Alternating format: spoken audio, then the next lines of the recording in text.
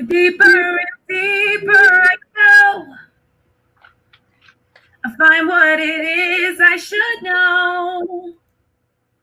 'Cause it's just a matter of time that you'll reawaken your mind. Oh, come with me, come to know and find out what is true. Then you'll know what's in store just for you. No more living the lie. I can look to the sky and say, I'm reawakening minds. Come to know and find out what is truth, yes. Then you'll know what's in store just for you. No more living the lie. I can look to the sky and say, I'm reawakening minds. Happy Holy Day, Moors, and welcome to House of Reawakening Minds. House of Reawakening Minds exists to provide for the exploration and practice of spirituality in an enlightened community dedicated to honoring the myriad of sacred pathways to the universal creator. We are a holistic center for spiritual grounding, free thought, self-discovery, and more science. An awakening experience for all ages. Tonight is a very special night. Many of you have been waiting for, as have I. Two powerhouses together on the same platform. Longtime master teacher of Moorish science civics, Grand Sheik Taj Tarik Bey, and the other who came on the scene in the course of time at the behest of Big Mama to set the record straight and prepare the way for our redemption, Brother Rod Hayes. I am pleased to present them both to you in what I've titled, Where's the Beef? Seriously, there is none. However, before we bring them on, please make sure to like, share, let somebody know we're on, and subscribe to our channel. Now, I want you to sit back and kind of be a fly on the wall with this candid conversation between these two great men. I'd like to welcome to House of Reawakening Minds our National Grand Sheik Taj Tarik Bey and Brother Rod Hayes. I'll be your moderator. Well, thank you. Islam.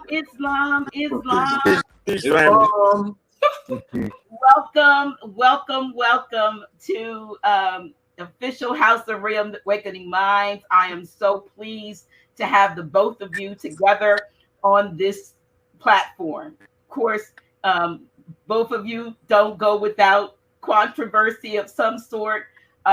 Grand Sheik, for years and years, you have been bringing us the truth and the knowledge about nationality and birthright and, you know, reversion of the states and all kinds of information that you've been bringing us. And Brother Rod, relatively newer based on the number of years. He's an old soul. Okay, but we didn't know about soul. He's an old soul who was incognito until a specific time. So I personally, I'm glad to have you both on. I'm sure our viewers, you know, whether you're watching this live or they're going to be watching this in replay, they're looking to, you know, see if, you know, some of them think there is beef because of, you know, nationality, you know, versus not needing to nationalize, or paperwork versus no paperwork. What Grand Sheik has been saying for years, and Brother Rod, what you have been saying for years. So you know what? I'm just gonna let y'all go because y'all been chatting a little bit. I'm gonna moderate. I'm gonna pay attention to the chat. And hey, welcome. So I wanted to start with giving a little background on how I came across Taj about 20-something years ago.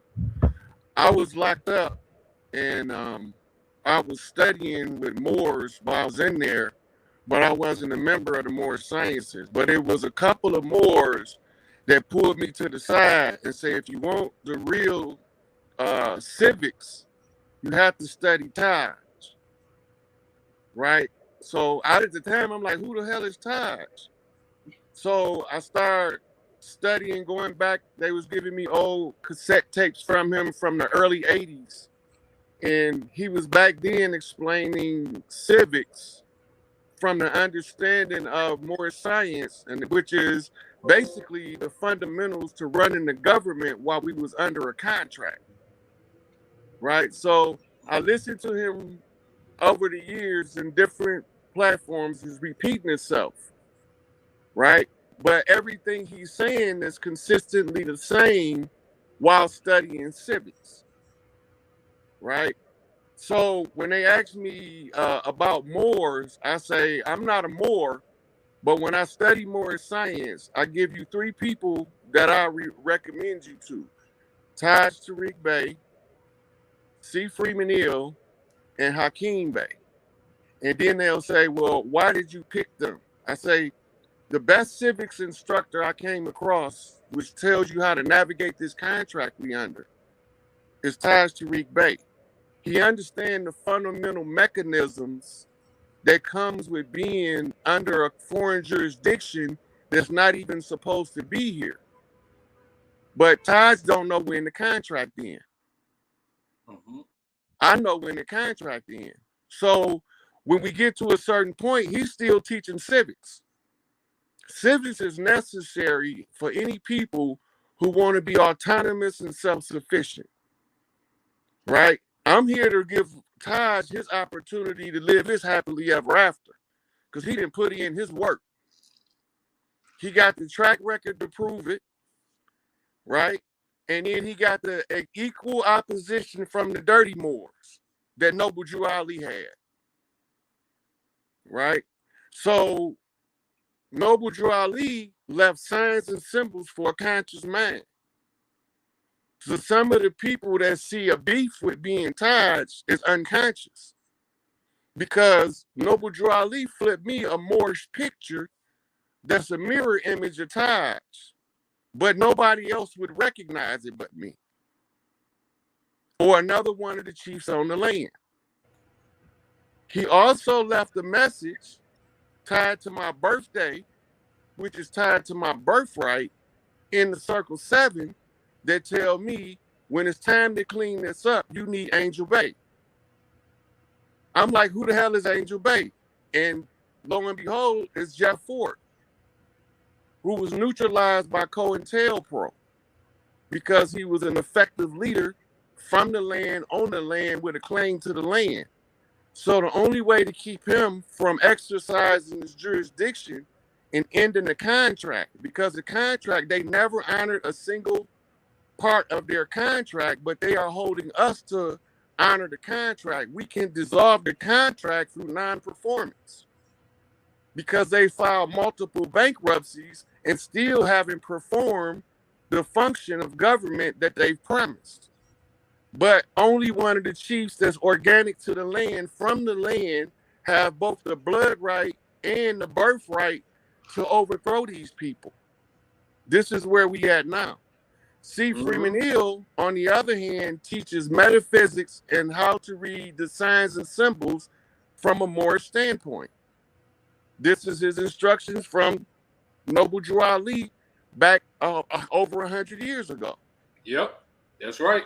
Right? Absolutely right. Hakeem Bey is teaching the indigenous organic connection to the ones who were incorporated in the contract as Moors, who was misled into signing a contract that the people never had an intention of honoring. Exactly right. Right? So now I come along with the birthright, the blood right to the land with the instructions from my mama and my big mama to assert the claim of a superior jurisdiction over the de facto corporation occupying our land as a hostile force. Yep. Right? So everything that I've done up to this point has been to reclaim our position as the de jure in law. Right. And the only way to do that now is to alert the people that I've made all of the necessary claims for the restoration of our people. This is our Juneteenth celebration ceremony where we running around trying to tell our people, cut them people off, we already won. Mm-hmm. Right? That is absolutely correct. And for people who don't understand, first of all, I'm gonna say, I'm so glad to see you, good brother, family, brother, cousin, everything. And I'm so glad that you heeded the call of the divine order of our ancestors through Big Mama. And as soon as I started hearing you talking about the matriarchy, I knew you was a cleaner. And I wish we had more, but I was so glad to see you, because so many people I've met across the land and many of people I've talked to in other political jurisdictions, from China, from Japan, from Denmark, from Germany, from Eritrea, from Ecuador. Ambassador sent a couple people from Ecuador. The ambassador sent a couple people from Palestine a few years back. I've talked to many, many people. But when I saw you and I heard you speak, I said, he's a cleaner. That's why when I did the last lecture, when I ended the lecture, I said, Adul. And some people said to me, what do you mean when you said Adul when you closed out the lecture? Adul means justice. And the symbol of Adul is a two-edged sword. And I said, that's right. Because it's true. Now, I recognize it. I don't care what nobody says. I recognize as soon as I didn't have to hear too much. All I needed to hear was the sincerity of the vibration in your voice. And when you talked about the matriarchy, I said, whoo, about time. I ain't complaining, but about time. Thank you. Ain't that what Noble Drew Ali said when we come to uplift? Because that's what it's supposed to be. The same thing that Clock of Destiny, Charles Mosley Bey said the same thing. Because uplift fallen humanity, which is the fallen matriarchy.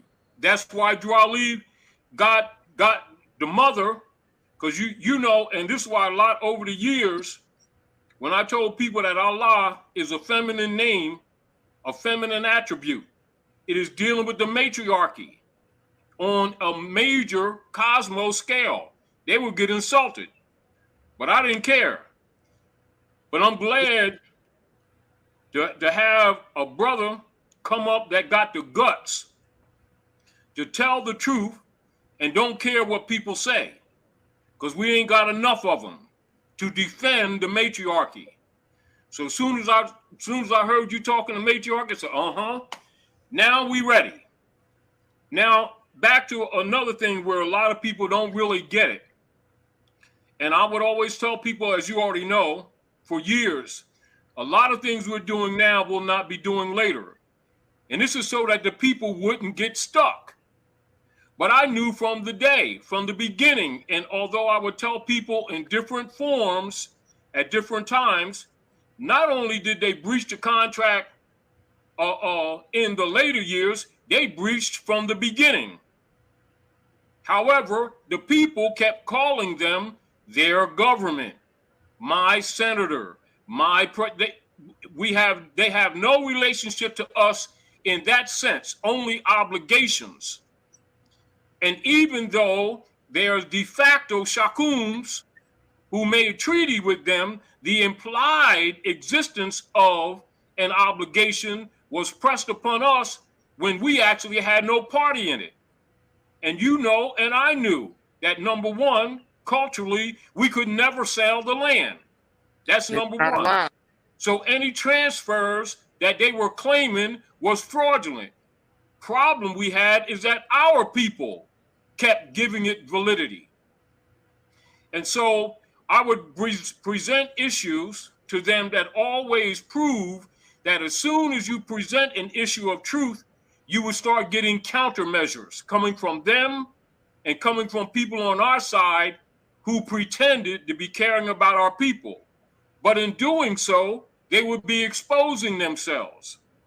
I already knew their contract was dead. The contract was dead before it began. However, It only lives because the heirs kept believing in them. The same way the heirs keep believing in the priesthood, not knowing that the priesthood are part of the issue, part of the problem. And the people don't know that both the politicians, the clergies, the imams, and the rabbis, and many of the sheiks, and many of the shakums are part of a network and operate together against the interests of the Aboriginal people. And so this is why over the years, to counter the bottomry instruments that the hybrid Europeans and the United States Corporation Company operating from Davos, Switzerland, and also from Austria, etc., that they were using on the stock market. If I could get the people to start putting instrumentalities into the public domain that would counter them or would be claiming their estate, it would start messing with the stock market. And it would start messing with all of the instrumentalities that they created under the 14th Amendment fiction of wardship status that they had our people in. And at the same time, every time they would counter or reject or try to dismiss, it would show the people that they were belligerent FOFR operations. And so we always promoted for people to go into the ancient and the modern jurisprudence in order to recognize both the terms and the legalities and making the distinction between legal operations and lawful operations so that the people could start thinking critically, which you already know our people have long since stopped thinking critically. They think on emotions, on belief systems, which they don't know is MK Ultra and animal husbandry training set up by John D. Rockefeller and Frederick T. Gates after they murdered Winona over here at Shakamoxon territory on Lincoln Drive, etc. And then they start making their claims along the eastern coastline. But anyway, on that point, this is why I always told them a lot of things we're doing now will not be doing later. Because I already knew when the time comes that the people got conscious that not only was the contract dead, they were never obligated to it. It had no part with us. The only obligation part is the obligation of Article 3, Section 2, and Article 6, where the treaties, if anything that was valid, that was their obligation superior to their operations here. And as soon as the people see they never honored that, what more do the people need to recognize that these people are absolutely de facto? However, with the recognition that all the shakums around the land, and shakum, we call shakum sheiks. So the shakums or the chiefs of the land, their obligations was to step up and speak up. However, I was kind of disappointed relative to a lot of these so-called grand sheiks and a lot of these different brothers and sisters that was coming up along the way that knew those fundamental principles. And I won't name everybody, but I understood that when Il Malik or Malcolm began to recognize some of this stuff, that had much to do with why they murdered him, because he would not sell out. And I remember Malcolm wasn't murdered by no pale-skinned Europeans. Yeah. And I was disappointed recognizing persons who were put in place who were supposed to step up and do exactly what you said and what you're doing in the so-called, not the Moorish Science Temple of America, because that's a corporate side, the Moorish Holy Temple of Science. They were charged to step up, and they didn't. And we don't have to get into the Eisenhower administration, the multi-level stuff that took place there. Right. But even within that venue, when they relinquished jurisdiction at the Al-Maghrib, so there the corporate Morocco was politically relinquished, and therefore Al-Maghrib, or the organic people of the land, had the right and the obligation to step up. Principle. When you stepped up and made what is called a reversion of a state, because this is the rule, and you know it, and I know it, and I don't have to tell you because you already know, but for the people who are listening, because when you're dealing with trust, or you're dealing with inheritance. You're dealing with generational issue of obligation. The operation of an interregnum government or occupational government, which is temporary, is to preserve and protect the estate until such said competent heir speaks up. They must be public. It can't be secret. It must be transparent. However, the assumptions that a lot of people have that you got to have some title or that somebody got to tell you this or that, no, it's got to come divinely. And the greatest divine gate that we have here in the physical form at Midgard is your mother. And when you start talking to matriarchy and you spoke up in law, in principle of law, because really anyone with the right of blood could have done it. They failed to do it. Because you did it, that came from divine. And when it was presented to you and you accepted your obligation, etc., it is valid. The other issue is, do the shakuns around the land whose obligation is to that support? And that's what we're to do at this point on. Because it is said, so mote it be. I relieve the floor. So one of the things Ray Hagen say about us in our thinking is called paralysis of analysis. Yeah. Right. Well, it's not just enough to have the blood and the right. You got to have the knowledge of the application of the blood right. Yes. Right. So then having a good understanding of civics is the first order of business that was given to us by Prophet Noble Drew Ali. Yes. Get you a good Moorish education, get you a good civics education. Right? And in the process of learning these things, he said he was going to lead these people in power long enough for us to learn what? Government. How to run a government. Yes. And how many Moors did he say was going to make it? He can count them on one hand. A handful. Fingers left. He said a handful. Mm-hmm. And he said, be careful because your own brother will sell you into slavery. Didn't he say that? Exactly.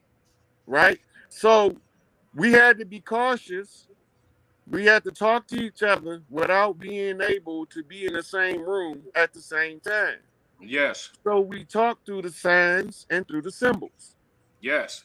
Some people take the dogma to be the doctrine, but the doctrine is concealed in the dogma. Mm-hmm. Morals and dogma, says Albert Pike, was the manner by which they would rule us. They would undermine Jacob, undermine our morals by replacing them with dogma. Yes. Right? So, Noble Drew Ali said, beware of a religious controversy. Yes. Religious controversy is predicated upon arguing dogma. Yes.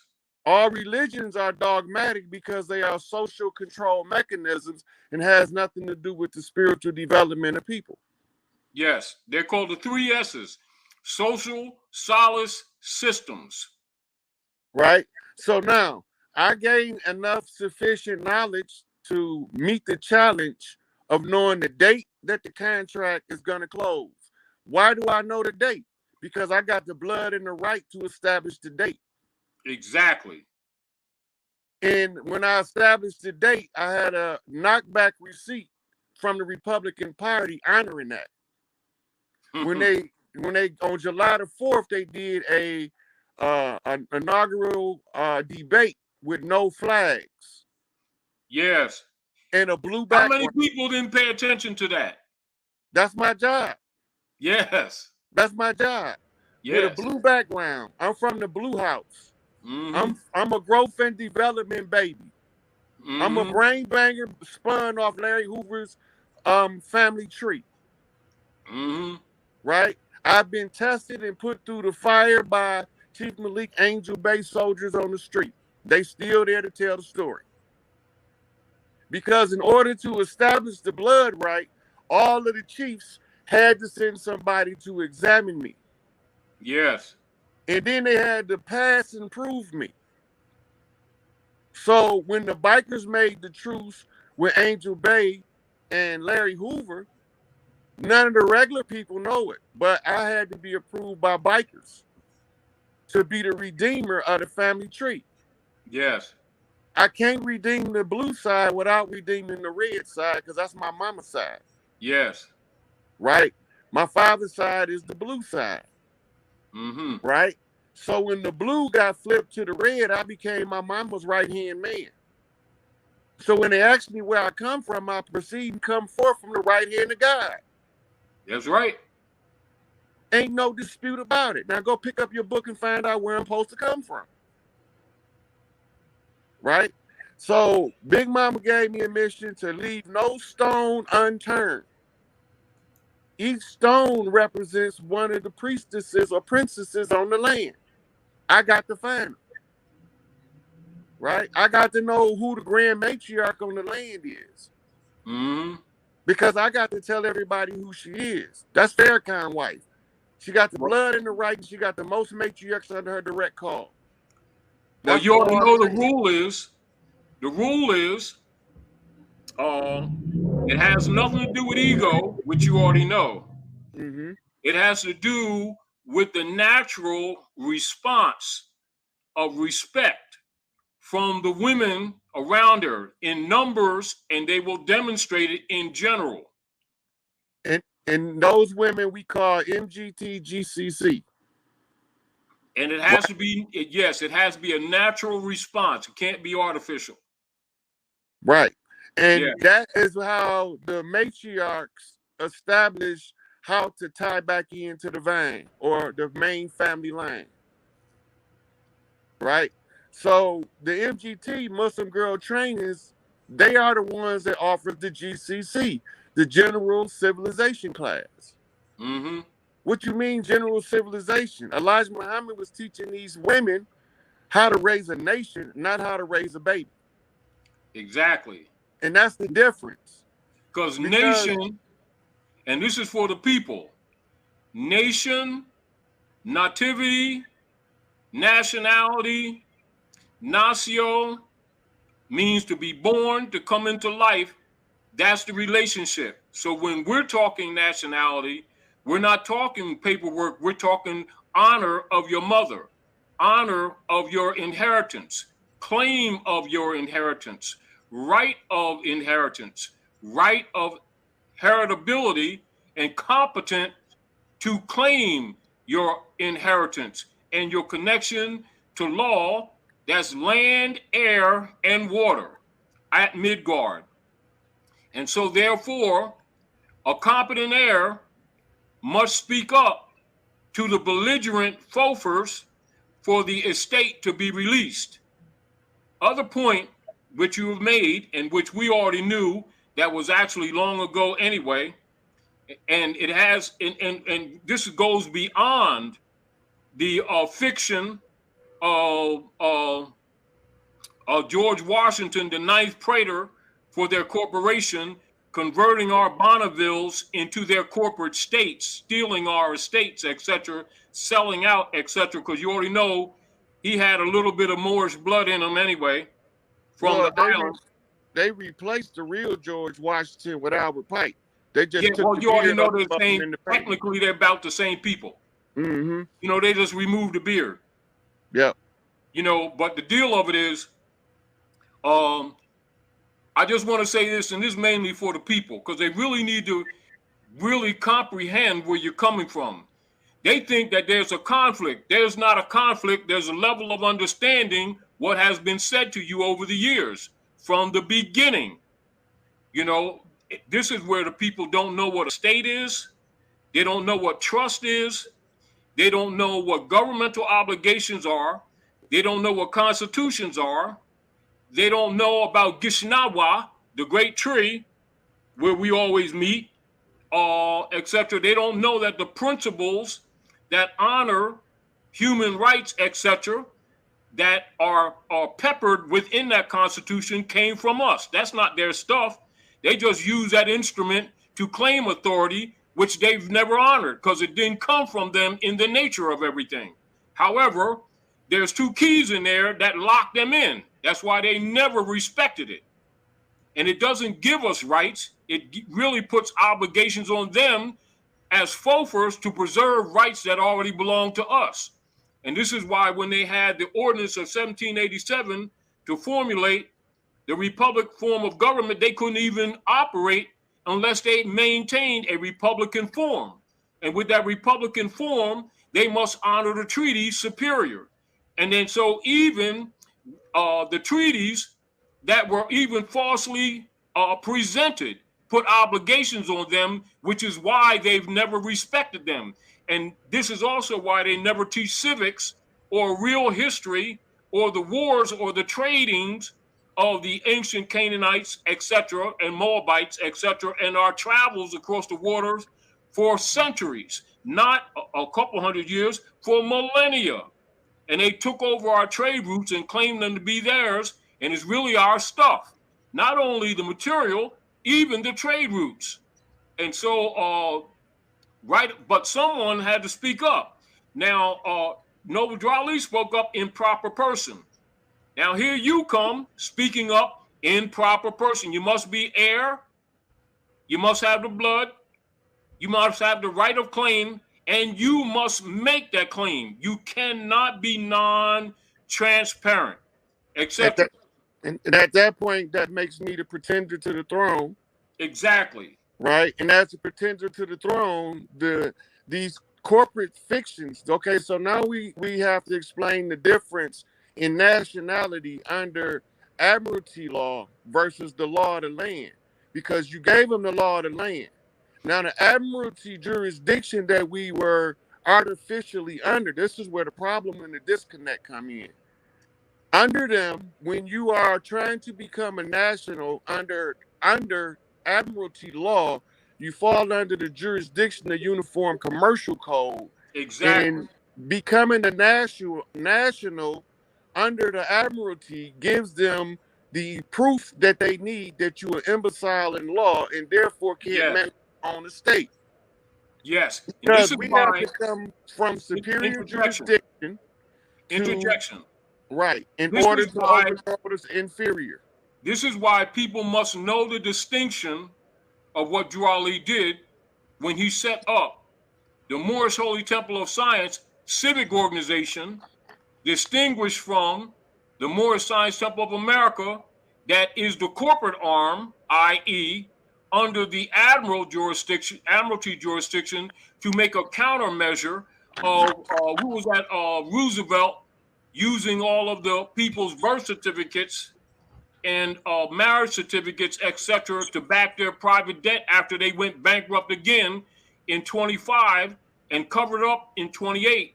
And then he adopted that religious affidavit as a political move. That is not a divine move. That was a political move by necessity. And then people try to make that dogmatic position of arguing a religious argument for the Moorish movement. The Moorish movement is separate from the Moorish Science Temple of America. The movement is for humanity. The movement is for the organic man, distinguished from the corporate venue or the corporate man. And I think a lot of people really still don't get it. But I'm glad and I'm grateful that you have the mind and the critical will to speak up and make that clear to the people, because that is absolutely true. If you're going to talk about the organic people, you're talking about Maghrib al-Aqsa. If you're going to talk about the corporate venue, that's Morocco, etc. That venue is dead. That is only for the seas or for under what they call the Holy See. And we're not just talking about the water or admiralty law. We're talking about the Pope of Rome. And so the deal of it is someone had to speak up and dethrone their claim of unum sanctum, dum diversus, inter caetera divina, Papal bulls, Act, all the bulls, and all the bullshit that went with it. And I did that, and that's also recorded in the public domain. Exactly. See, I went after the 3 city-states, and when I overthrew the Vatican, this is when they started using a holographic Pope. Yes. When I overthrew the Queen's Palace, excuse me, over in Europe, that's when the crest fell off the gate. It still ain't up there. Yes. And they talk about their remodeling. And when I put the claim in to reclaim the government, that was your June 6th episode when we had to put a land flag behind the Admiralty flag at Pelosi's desk, which was the seat of political power for the corporation, in order to claim the seizure of her ship that they claim we crashed into. Yes. Right? So we sent in somebody that looked like them, but he was trained by us. Yeah. He had to put it in the public domain that he was working for us, and he did that. Uh-huh. Right? Then he had to go in there with the flag with no fringe, stake the claim by staking the flag behind the desk and occupying the territory. Yes. It could be 5 minutes. We win. Mm-hmm. Right? So what did they do? They left with the podium. These are all political power moves being played out based on claiming the land and restoring the balance to nature according to the laws of nature and the orders of the grand matriarchs across the land. They all agreed that they tired of the BS. They tired of going to babies' funerals. They tired of burying their daughters. They tired of daughters coming up missing, misused, neglected, and abused. They told me to do something about it. At the time they told me, I don't know what the hell they talking about because I was 3. Mm-hmm. So I don't know what they talking about, but I figured it out. And they tired of their Roe versus Wade babies being served at burger joints, making the people cannibals without telling them. Yep, and makeup. Don't forget the makeup. Yes. Right? So, and don't forget all of the placentas that they use for stem cell research without the permission of the mothers. Yes, and for them who like them blood rights, etc., where's the beef? They didn't kill just the other day under the guise of global warming. They actually slaughtered over 20,000 heads of beef. And you can go back, Taj, and review on my page. I said this over a year ago. All GMOs have to go. All those bovine growth hormone infected beef has to go. They can't feed that to humans no more. Not on my watch. Right on. Thank you. Right. So now if you look around over the last 2 years and find out all these places they've been destroying as food places are GMOs and hormone-based production that's no longer going to be allowed. In Russia, if people been paying attention, those arch signs on all those burger joints, they taking them all down. And so a lot of the patterns for the other political venues around the world is being demonstrated from Russia. A lot of people don't know that Wall Street has been seized. All of the play out of Wall Street now is being used to steer public opinion.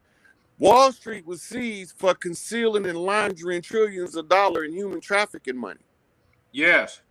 So I already told them to seize Wall Street, but not just Wall Street. They got something called the International Stock Exchange that trade globally. Who was also audited and discovered that they was laundering drug money, illegal gun running, and human trafficking. So we seized that shit too. Yes. Right? When they was telling y'all that Russia was invading Ukraine, they was closing down laboratories that was making poison to kill us over here. Yes, absolutely true. And so all the time, they ain't telling you, you're not watching the signs and symbols. Because when Barbados flag came up, when they told you that the Queen no longer has jurisdiction in Barbados, the Barbados flag waves the flag colors of Ukraine, which tells Russia when to make the move. Yes. Right? Now, Barbados got the trident, but Ukraine has the eagle in the form of the trident as their symbol, right? Now, the flags go in two different directions. That means two different moves have to take place, one behind the other. Yes. Right? So now we following the science of flag studies, the Yeah, law of Vic, the flag, Vic Phillum. right? Vic Phillum. So, Yeah. right now, our people over here is totem pole people, right? We totem pole and feathers people over here. Yeah. But the rest of the world is flag people. So Mhm. even though we totem pole people, the responsibility of the chief is to know how to read the flag. And that's how you track the pirates to the Skull and Bone Society, and you track George Herbert Walker Bush to the Senate Select Committee that gave him jurisdiction as King George I of the United States of America, as written by William Cooper, to be verified in Senate hearing documents, been behold the pale horse. Yes. Right? When he did that, the next following three presidents he handpicked them.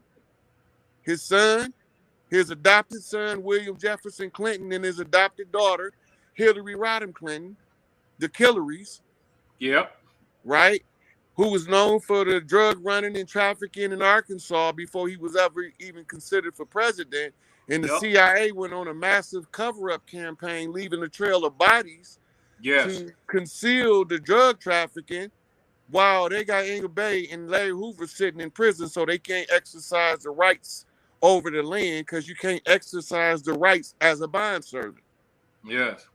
So that's why when I gave them the order to release the political prisoners, I had to call Angel Bay by name, right? And I had to call Larry Hoover by name, right? I had to identify that Stan Tuckley Williams wasn't executed, but he was put in cryostasis. So then I had to give him an order to thaw him out. But if they don't know the signs to read, then they don't know how to make all of these necessary claims to reestablish the de jure over the de facto. So when we overthrowing the corporate jurisdiction of admiralty law, I'm following all the steps. They just don't know what needs to be done. And my elders told me, Rod, if you know the way, you have to lead. If they haven't done it yet, it's only because they don't know. Because none of us like this bullshit. Right. Right? So me being dissatisfied, and I'm 100% dissatisfied. We're not leaving this world like this for my children to have to deal with the same isms that we've been dealing with. Right. Right? So then I have to exercise my jurisdiction from divine law and divine birthright. And the ancient code of kings is where it's codified. Right? But the ancient code of kings is concealed by the royal families. So now I have to remember the ancient code of kings from past incarnations so I can exercise the first right of jurisdiction of the birthright of the earth, which goes to my sisters. Right? So I have to fight for my sisters' stuff. And when my sisters get theirs, they'll take care of me till mine come. Yes. Right? So all of the work that I'm doing, only people that doesn't understand what needs to be done is the ones complaining. Yeah. I did the work, and I exercised the jurisdictional claims of birthright. I overthrew the Vatican, the military industrial complex. I had to go one-on-one with artificial intelligence. They said that if I can't beat artificial intelligence, we was going to move to a techocracy. Right? So they gave him 4 points of quantum encryption. I came in at 12 points of quantum encryption. The AI couldn't keep up. It starts spitting out gibberish to them. Right? Because it can't translate what I'm saying when I give a knock to a knockback on the monkey flip. Right? On the master grip. The computer already lost.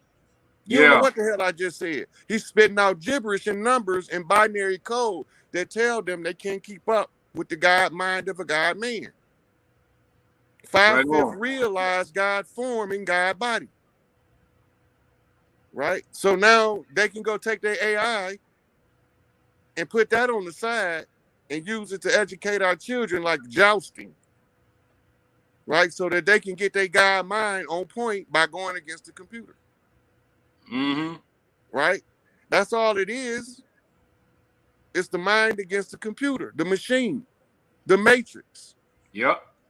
Right? And the matrix is inside of the mitochondria. So if you don't understand the mitochondria birthright to the earth, then you stuck in the matrix and you can't get out. Yep. And by unlocking the matrix, you unlock the mitochondria, you unlock the love of the sisters. Yep. So And they've been giving the whole world a false mother. That's yep, what the matrix is. yep.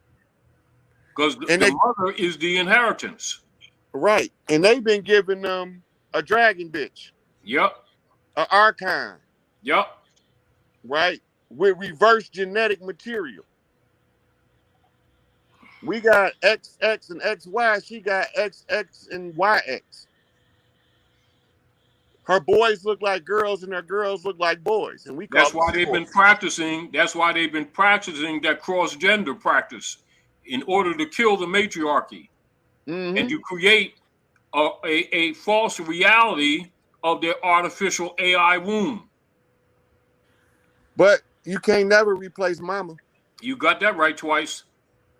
Now, here's one thing we need to stop. Don't send nobody else to the hospital to have no baby with a sister or a mama in the room with her. Stop Yeah. letting them cut the umbilical cord before the baby suckle. Well, because you got to make the baby give the baby to the mother before you cut the cord. Right, because the Yeah. colostrum and the oxytocin goes through the system of the baby, and it tells the mother that the baby was successfully delivered. Yes, because Right. I've delivered 3. Right. When they cut the cord before that process takes place, the placenta tells the mother she had a miscarriage, but her physical eyes is looking at the baby, creating the internal conflict and the postpartum depression. Yeah. Right. So we got to get out of that practice as soon as possible. We got to get away from them, period. Yeah, we got to get out of their educational systems because those are training facilities for their plantations. Yeah, animal husbandry. Yep. Skinner box, and Pavlovian response education. Yep. Training you how to be in a system. And those who don't want to comply, they throw them in the penitentiary. Mm-hmm. May I interject? May I interject? Very interesting conversation, and I'm kind of looking at the comments in the chat. And for point of clarity, there were several comments that had to do with the fact that while you talk about the matriarchy and bringing the matriarchy back in its rightful place, that you also say that Larry Hoover has got to be in charge. So it don't work like that. I'm just giving. No, so I'm bringing that to your attention. Right. So a lot of people ask that question. It's a good question, but the 3 kings' job is to report on the land, what's going on with the water, the land, and the air. What's going on with the people, and then from there, they cleared a way for the matriarchy to be seen in the public in order to reestablish the jurisdiction de jure. And so, right, so they working hand in hand. I take it when Brother Rod is saying Larry Hoover, you've got to look at the metaphysicality of what he's saying. He's not just talking about Larry himself. He's talking about the principle of the non-jurisdictional incarceration of both Larry, the non-jurisdictional suppression of the Moabites or the circle of mothers, the non-jurisdictional actions on political prisoners in general, and the restoration of their obligation as belligerent fofers to release the estate and stop perpetrating the fraud on humanity as a nation or government, all of which they are not and never have been. Now, according to the rule of international law, it's actually their obligation to assist what's going on right now. And they're even breaching that.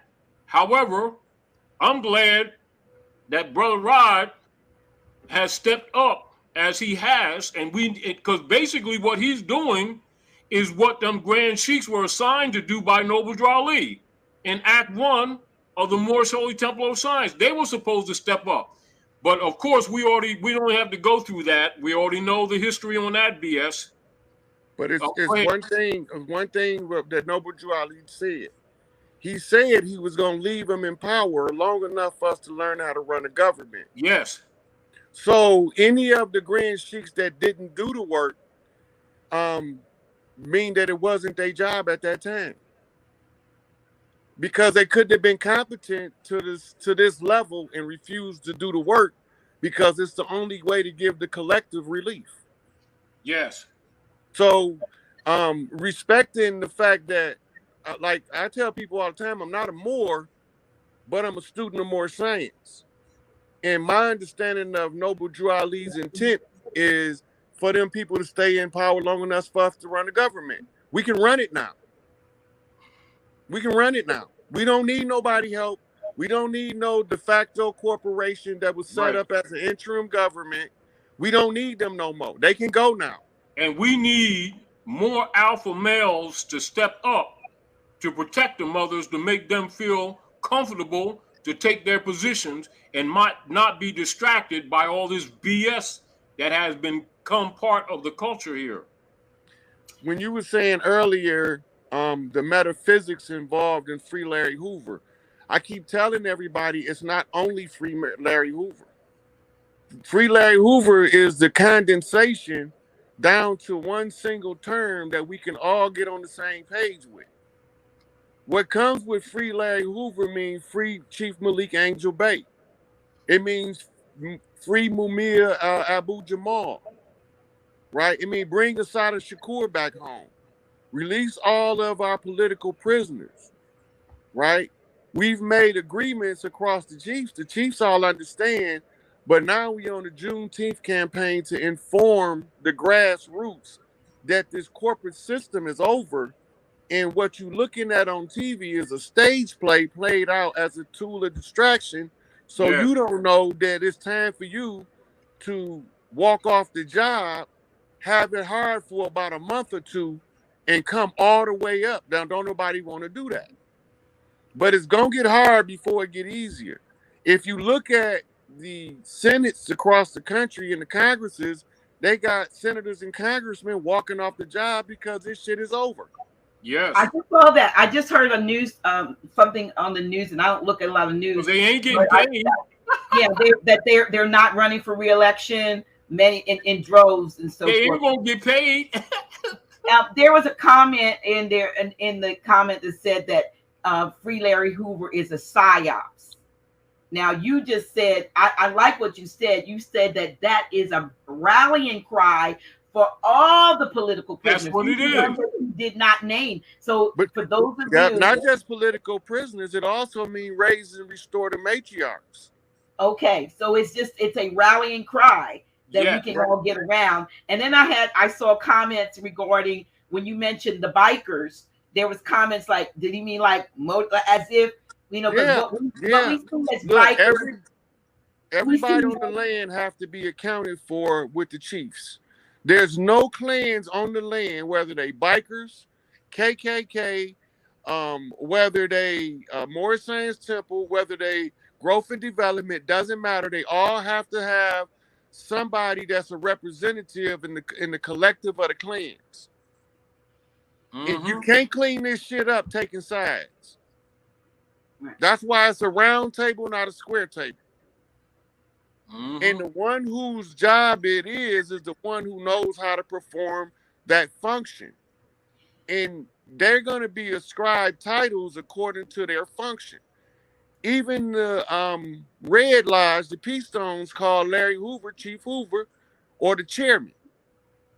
That means that when it comes time for us to restore the land, That's the chief that Big Mama appointed to speak up for the collective, to not take sides with nobody BS, right? Get in the middle of the drama and say, hold up, it's not going down like that. This is what's really going on the land.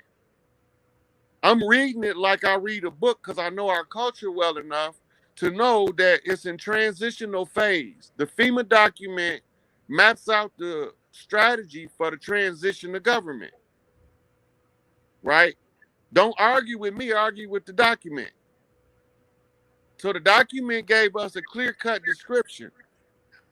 We seen the movement. Larry Hoover, lawyer, went to see him last month. He couldn't see him because he wasn't there.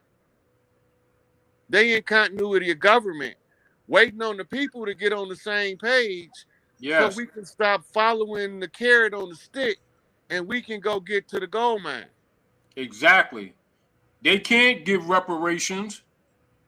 Number one, it ain't theirs to give. And number two, our people are the people of the land, and they've been refugees in their own land. They need to recognize that and step up. So when we get back to restoring the land, it's more important than me fighting with the dirty Moors and still telling them that I listen to Taj.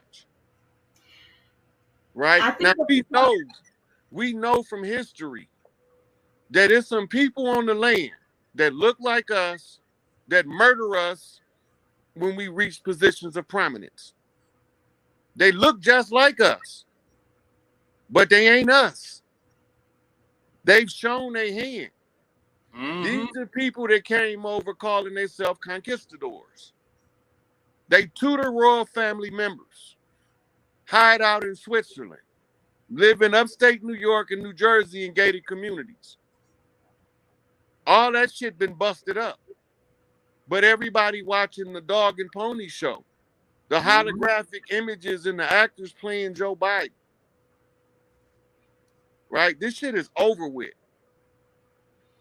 You know what I think though, from what I'm looking at, again, I'm looking at comments, and I'm not going to get all into all of the negativity because there is quite a bit of negativity, but then there's, there are those on here that really came to hear from both of you and to glean from and learn from what you had to say. But I think what it is that, you speak with such a surety on things that folks are finding incredulous. So therefore they think, and I'm just kind of channeling thoughts. They think that you're crazy. For instance, for you to say, I did this, I shut down, Buckingham Palace, I shut down. No, I'm just saying that these kinds of things, and you're saying these things, and so they're because anyone could have done it, is what I heard you all say. Yep. Everybody didn't know to do it, and even if they did know that it needed to be done, would not have had the courage or the balls or whatever else, the BJJ, to go and do it. So we should be happy that someone in the person of Rod Hayes has taken the initiative to do what needs to be. I'm reminded, Grand Sheik, of what makes sense to me is that what Grand Sheik's Daria Bey did, was it in 2013? Or when there was another, the paperwork expired, and she had to do some certain things that no one else had done at that point. Yeah, that was with the Moorish Science Temple of America, where they had let the corporate papers expired. Right. So nobody else stepped up to the plate to make sure, because it's like 100-year thing, if I'm not mistaken. She did it, and then she got, and still gets to this day, flack about her calling herself, who she is. Prime Minister. People didn't understand a government action, even though from the corporate perspective, all that stuff is dead now and not necessary. The point of it is the principle of her recognition was to try to set a platform correct so that she could start cleaning up the misrepresentations. However, the reality of it is, as the people become more and more conscious, the people need to recognize that the corporate platform and all bottomry instruments related to it, which Brother Rod is making reference to, are dead and unnecessary. What is necessary is for the people to now come back to their tribal clans and go back to the principles, like Drali said, go back to the state of mind of your ancient mothers and fathers, because our concepts are all wrong. He says, but at the same time, some things had to be presented to the people in the nature of what they were used to, but he also told them the half has not been told, so that you could start practicing or exercising your critical mind, and you would discover other things that you needed. That's why you never stand still. That's why you don't take a position. You don't take sides. You stick with principles, and in good time, the principles will show you everything you need to know. That's And then the only way to conquer the dogma. You got to use the morals to conquer the dogma. And everything you're saying, it makes sense a lot. But then I still see comments like, well, no mention. He's not saying anything about the Moors. I think what I'm hearing you say, in both of either of you, correct me if I'm wrong, those things that we were being pounded upon over the last 40 years or so, Grand Sheik, that you've been talking about, and different, you've said it to me, you just said it. The things that we've been doing would also mean things we might even be calling ourselves. There will be a point where that is not necessary in order for us to come into our rightful place in the land. It's a tool. People need to understand that organizations are tools. They're not set up to live forever. They're set up to do a job. But the job is usually what you call an abstract, i.e., just like customs and traditions are what you call abstract hereditaments. A physical thing like land, the aggregate land, as an example, trinkets, statues, different things that were made by our forefathers. Those are what you call corporal inheritance. But the abstract is something that has to be done, or the building in the character of the mind. And so you must recognize that when that is recognized, that those physicalities are unnecessary. And this is what people don't understand about organization. They think that the organization is the thing. The organization is the tool. That's all. And when the job is done, the tool is put away. Yeah. Well, did not the prophet say, I came to you Moors because you need me the most. Need the most, which said to me that, like you said, he says, I'm a universal prophet. So they keep looking at the Moorish movement, not so much the Moorish movement, but so many people have wrongfully and improperly looked at the Moorish Science Temple of America as the nation. It is not.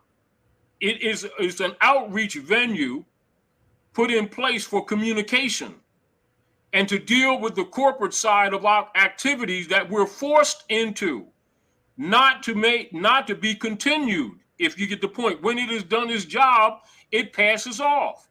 The job is done, which is why we're even having this conversation. We need to know when we know, it's like this. Like, as an example, you've been busy and I've been busy, right, Doc? And we went and measured these windows, different things that we do, right? And we had these windows sitting in here for 2 months or so, whatever. And then we went through all the trouble to get them in the first place, right? And then I put the windows in, right? I had other stuff to do. And I took the tools and then I put them away, right? Okay. We don't need the tools no more, right? Right. Then I use the tools and I put the air conditioner back up, right? But then I don't need the tools. People need to know that institutions are the same way. People have the confusion that institutions are supposed to live forever. They're not. They're tools. When they have done their job, they are to be dissolved. They're not to be, you don't maintain them. You maintain the principle. This is why principles are set, or what you call maxims that are based. Maxims are usually principles that are based in what you call stare decisis relative to civil law, etc., but are based in nature law principles that don't change or pass away. That's why you take the position of principles in order to vet all that you do, left or right.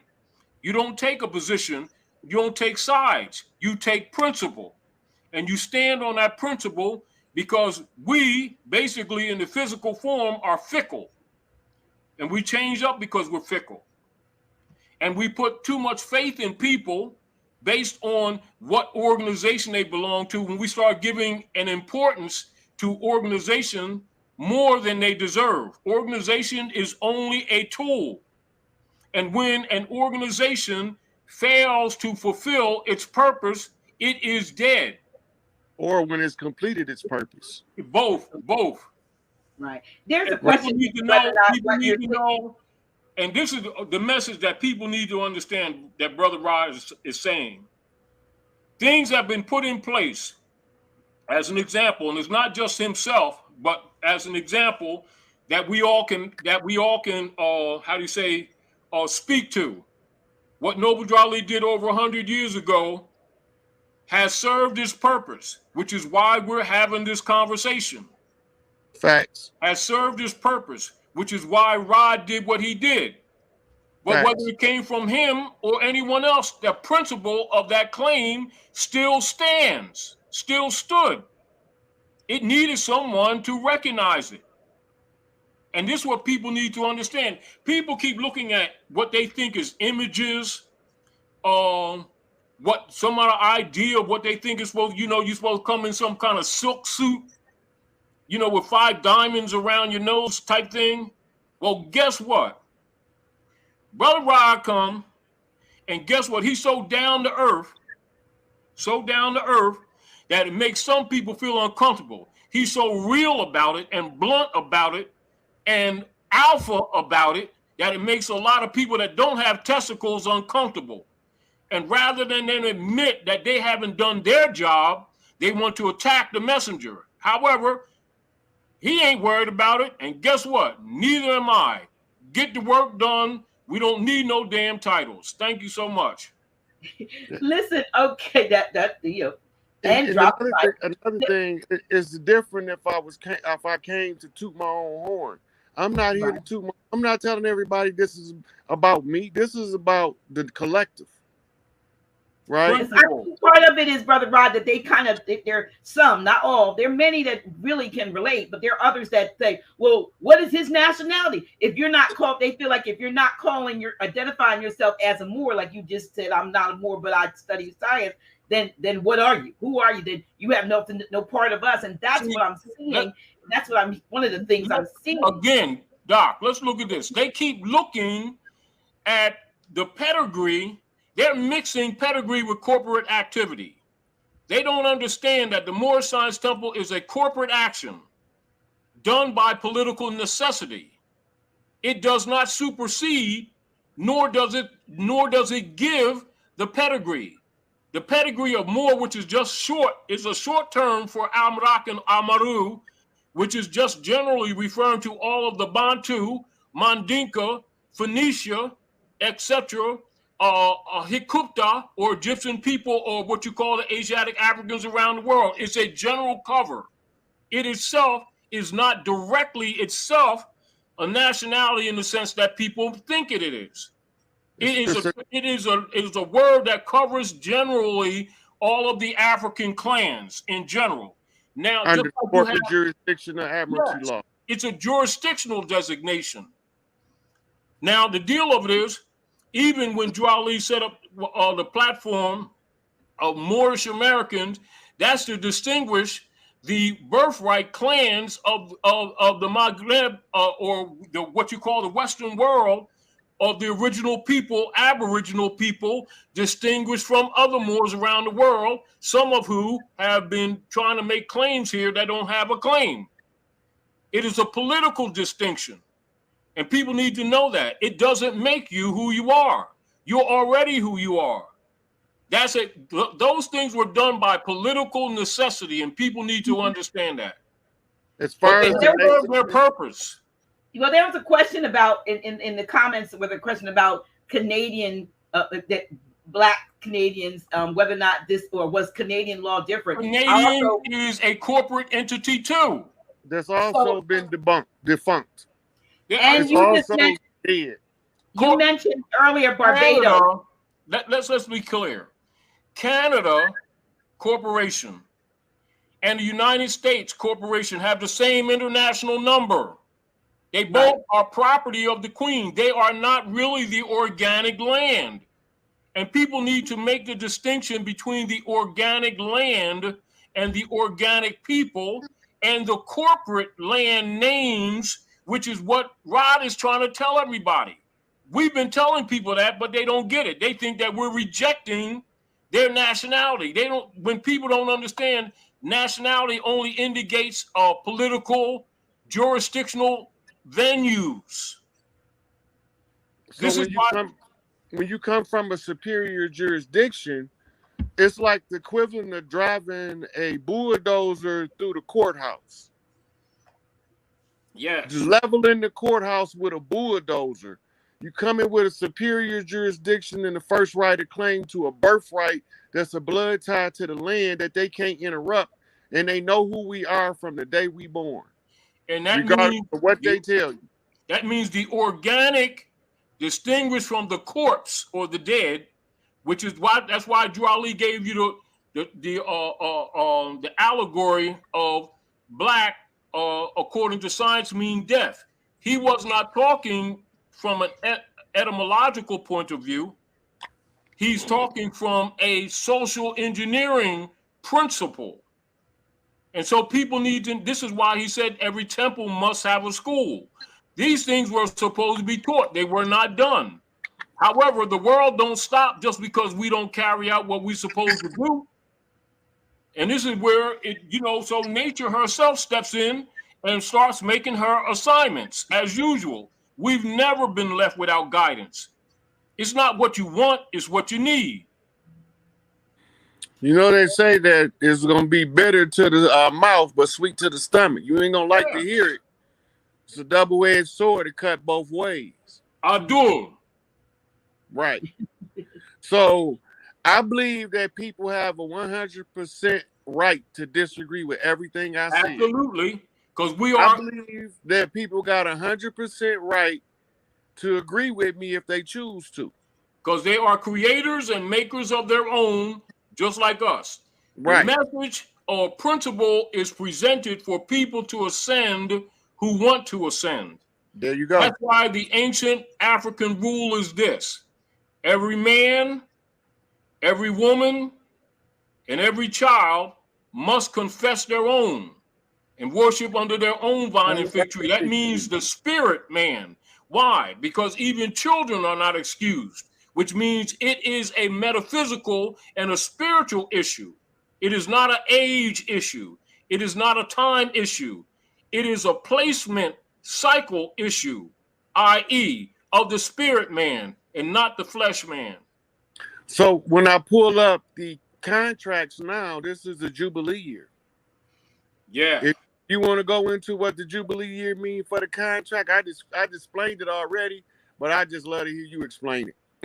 all things got to be returned. Yeah.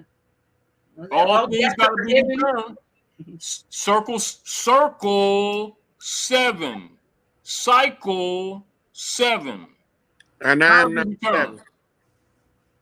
I am number 7 from the 313. That equals 7. I do. Right?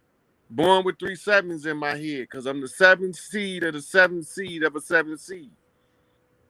Right? So with the blood right and numerical value, they already know that I had the right to restore and reclaim the land for the people and for us to get to work restoring our family structures back, where all of the clans can then worship under their own vine and fig tree like it's supposed to be.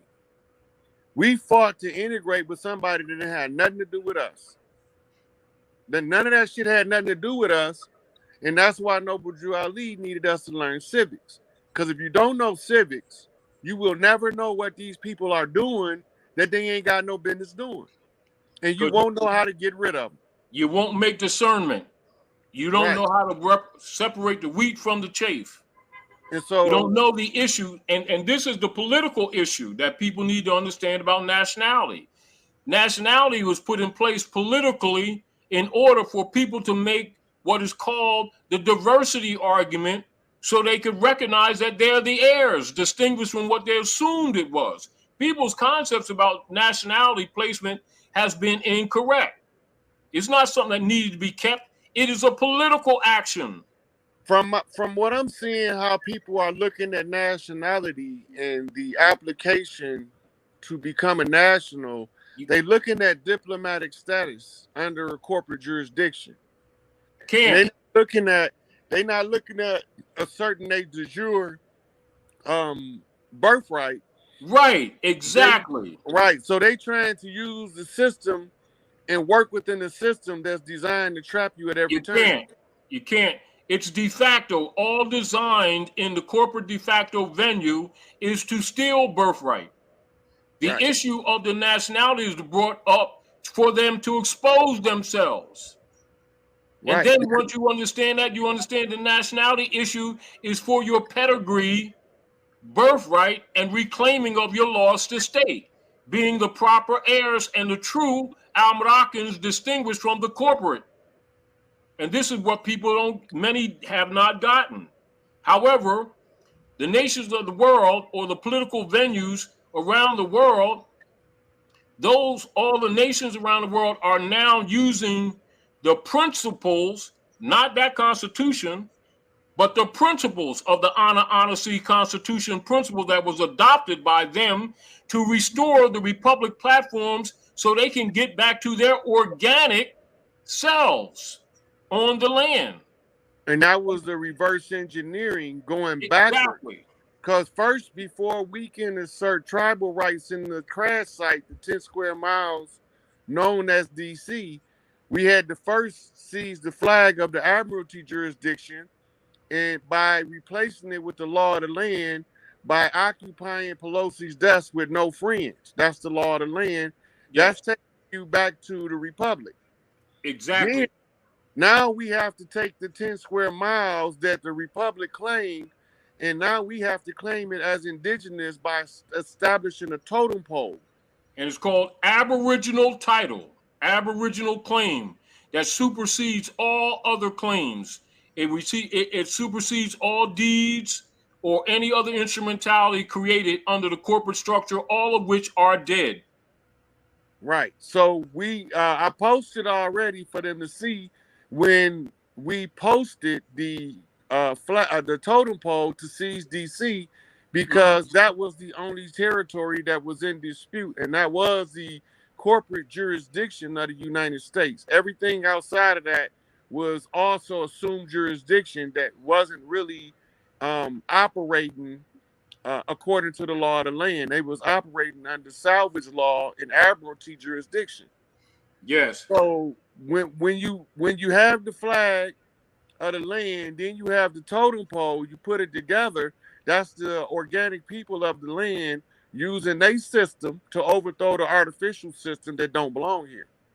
And this is where, when Drew Ali set up the Moorish Temple of Science, not the Moorish Science Temple of America, Moorish Temple of Science civic platform, those things were supposed to be taught to the people in a civic manner so that they could recognize their relationship to the government or what they assume to be government, and discover the reality that they weren't the government and that we had relinquished our responsibility and given up our birthright under ignorance and under playing around, etc. However, and being deceived more than anything else. Yeah. Being lied to and making deals with $5 Indians claiming they was us. Exactly. They brought them over here as POWs, and they made agreements with them and replaced us on the Trail of Tears when they assassinated us with a paper genocide. Yup. Right. They changed our legal designation in the paperwork. Was that Andrew Jackson? Mm-hmm. Right. When they was doing that, that's right there to confuse all of the outcome. And this is why one thing they can't get around is the blood and the right. And I got the blood and the right to go in and be the family redeemer for my sisters. And all of the sisters that's part and party to the claim that chose to use me as the family redeemer to redeem the rightful jurisdictional position in natural law and override the admiralty jurisdiction of a de facto corporation. Yes, because This competent is a lot heirs. of there's a lot of legalese, but we have to know the legalese because that's where they deceived us the most. Exactly. And this is why it's so important to spend more time teaching and sharing those principles of I, self, law, and master, and that is the principle, the metaphysical principles of Radun, and not the creed principles of Islam that people assume that is meant. It means I, self, law, and master. That's taking back your lost estate. Has nothing to do with bowing down and praying to nothing. It has to do with reinstating your connection with nature, your connection with the land, and the principles laid down by our forefathers based on our obligation to send them principles back on the land with the people in the culture, always being careful that the seventh generation after us is protected with those same principles so that they can be passed down to the next seven in cycles. It's our obligation. And so And so, therefore, the women must step up and stop playing this, this church game that they've been playing for these last 100 years and get back into the right state of mind and use that womb properly. And this is back to why we did the applied science of the number 9 years ago. And, even with the backlash that we've gotten from that over the years, in due time, I knew that a number of women would begin to recognize what the message really was and step back into their selves. But they've been spending so much time trying to be somebody that they're not, and not recognizing that whatever they do charges the whole nativity or the whole birth, i.e. the nation collective, etc. And so in order to fix the nation, you got to fix the womb. In order to fix the womb, you got to fix the chambers of heaven, which is the mind. And therefore, they got to go back to those metaphysical principles of both Hermetic law and the laws of Ma'at that they've been talking loosely but not practicing. well, a lot of them like to sound deep when they use a lot of that Pan-Africanism and Egyptology. They learned a few hieroglyphic words, and they can use that to get a nice check. Right? Because if you sound like you know what you're talking about and you can ask for some money, that's why I don't ask for no money. If they give me some, they give me some. Right? That ain't got nothing to do with me. Because birthright can't be sold. I put your cash up there. You did not want it up there. I put it up there. Because the servant is worthy of his hire. I appreciate you both. So yeah. And the other deal is, I'm glad that when he started talking about or making it very clear, that birthright can't be sold. You can't put a price on it. And if you're doing a platform, like say, if you're presenting a service, a servant is worthy of his hire. When it comes to issues of birthright, you can't put a lien on it. If you do, you're dirty. And people need to understand when he's talking about, or when he's properly critiquing different issues of paperwork where people are selling paperwork, he's absolutely telling the truth. It's not for sale. This is why over the years, Dr. G, when it came to making reversion of estate statements for the consciousness of the people, why I put those files on the flash drive, and we would give it out freely, because remember, as years ago, we were making averments of jurisdiction, challenging the jurisdictions of these claimants, etc. And then people were taking it and selling it. It's not for sale. It's to be sealed and claimed. An estate, a proper estate, cannot be sold, or it cannot be put a lien upon it. It must be claimed by a proper and competent heir. And those principles go all over the planet in relationship to heirship. And that nature of that right of claim is really what Rod is trying to tell the people. And they shouldn't be mad. They should be happy. Well, they're having a problem because now notice because they don't understand. You didn't flinch when he said, "I'm not a Moor," and in the chat, some of them are having all kinds of hissing. He's talking about the club concept that people keep promoting under the Moors. See, the deal, what he's saying, if you don't mind, Rod, if I'm Go presenting. ahead. You got the flow. See, his argument is the idea that people have been taking the Moorish movement as a club organization that makes you what you are by pedigree. The platform is only for communication of information. It can't make you. You already are who you are. You know, people, and this is back to people really not even understanding government, not understanding corporate entities, not understanding trust positions, etc. Which is why over the years, you know, as you already know, Doc, when we talk in many of our, you know, over the years, our conversations, you know, so many different things that we could get into, you know, a lot of different information. This is why over the years, I've always been redundant on the civic issue, because that's, if you don't break the root of the problem, I don't care what other information you give to people, they ain't going nowhere with it. All you do is scatter their brains. It's sort of like giving people a bunch of cars with no keys and no batteries, and acting like you gave them something. It's a distraction. We're broken mostly, although it's in many spiritual ways a lack of culture and knowing the real culture. We're broke in the manner that our people keep on participating in political platforms when they don't know politics. They keep voting when they don't know that they're not a part of what they're voting for. They keep on fighting to be a part of something that is actually the opposite board of themselves. Ain't got nothing to do with us. Not at all. The only thing that they have to do with you is a FOFR issue of them being what you call an interregnum FOFR occupational government who has obligations according to international law, which they have breached. Not only that, they're bankrupt and they got no business doing any activity whatsoever on any level. However, the people themselves haven't stepped up because all their leadership, for the most part, has been compromised. And thankfully, a few people have stepped up in spite of it all to speak on behalf of the people being in proper person, proper air, proper blood, and claiming the estate. To dismiss the belligerent FOFers, i.e., who don't even have right to even talk anymore. So the prophets say when you open your mouth, the assumption of ignorance becomes proven, right? Because when you can claim to know something, but if you don't know the path to walk, you don't know the questions to raise, you don't know the jurisdictional challenges, then you just talking, right?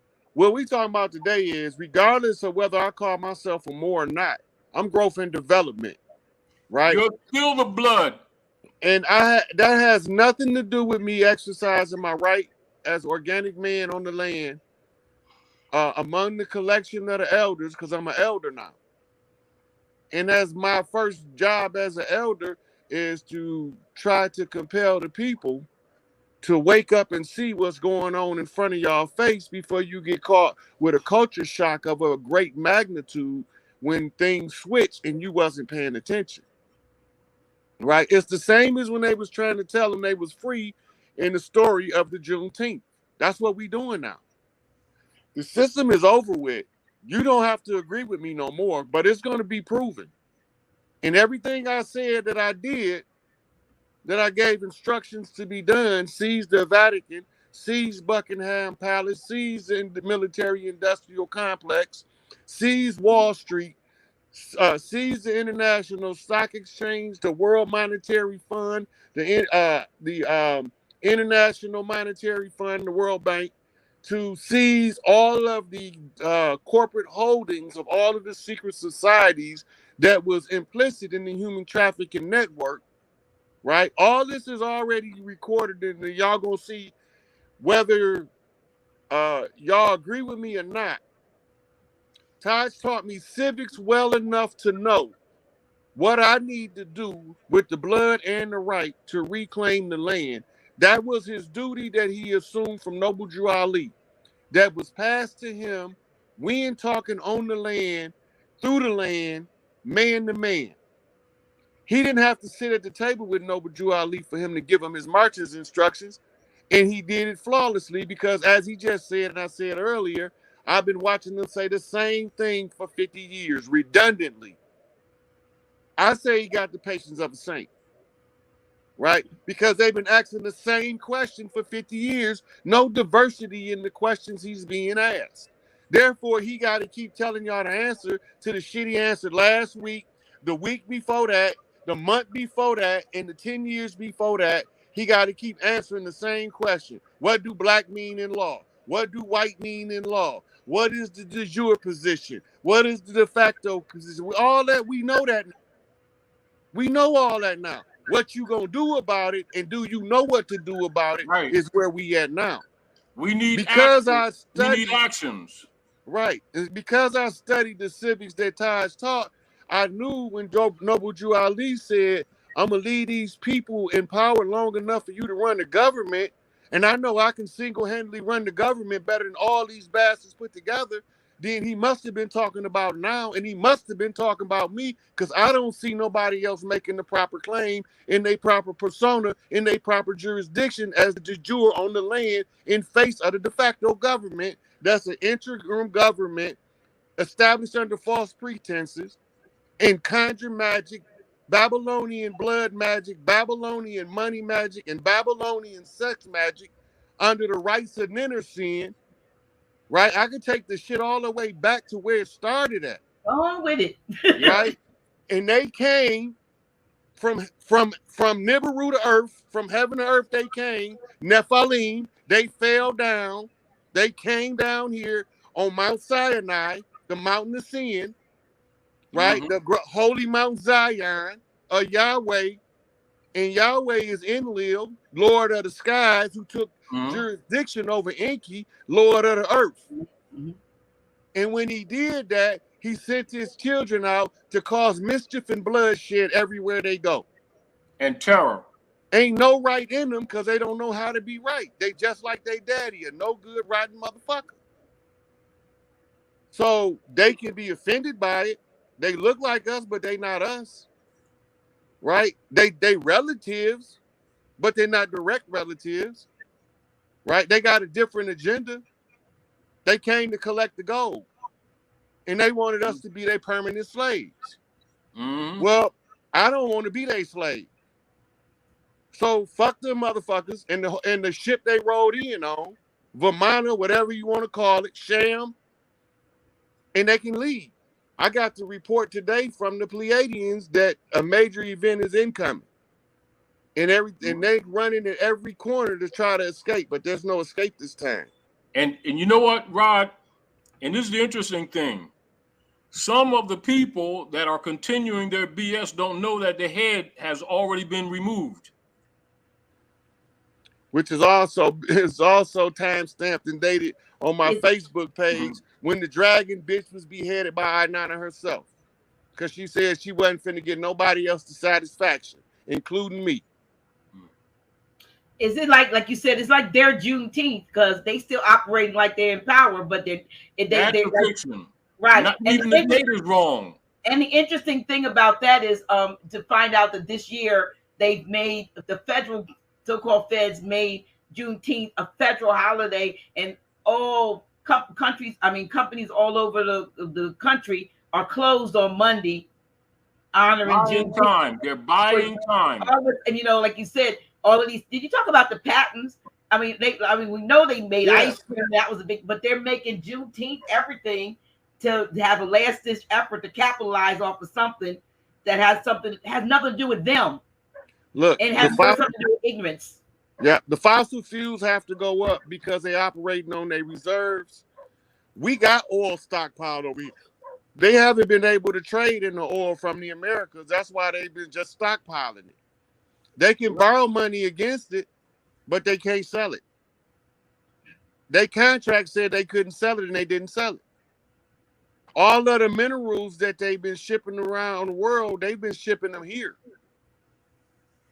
Right? So we seized the beers for the Diamonds? labor practices in Africa. The diamond mines. Right. So all sources of So when the switch come, when the major event come, this is how the wealth will be distributed. Anything that you got to dig 3 feet or more beneath the earth to get, have to first satisfy the needs of the local people before it can be exported for anybody's gain whatsoever. That means if your country is a country that primarily produces a metal, that metal can't go nowhere until it satisfies the needs of the people that's from them land of demarcation. Those within them borders. Right? That's the only reason why we leaving the current system up, because it's good for the distribution of wealth to the rightful heirs within the geographical location of the lines of demarcation set up by the corporation during a military campaign.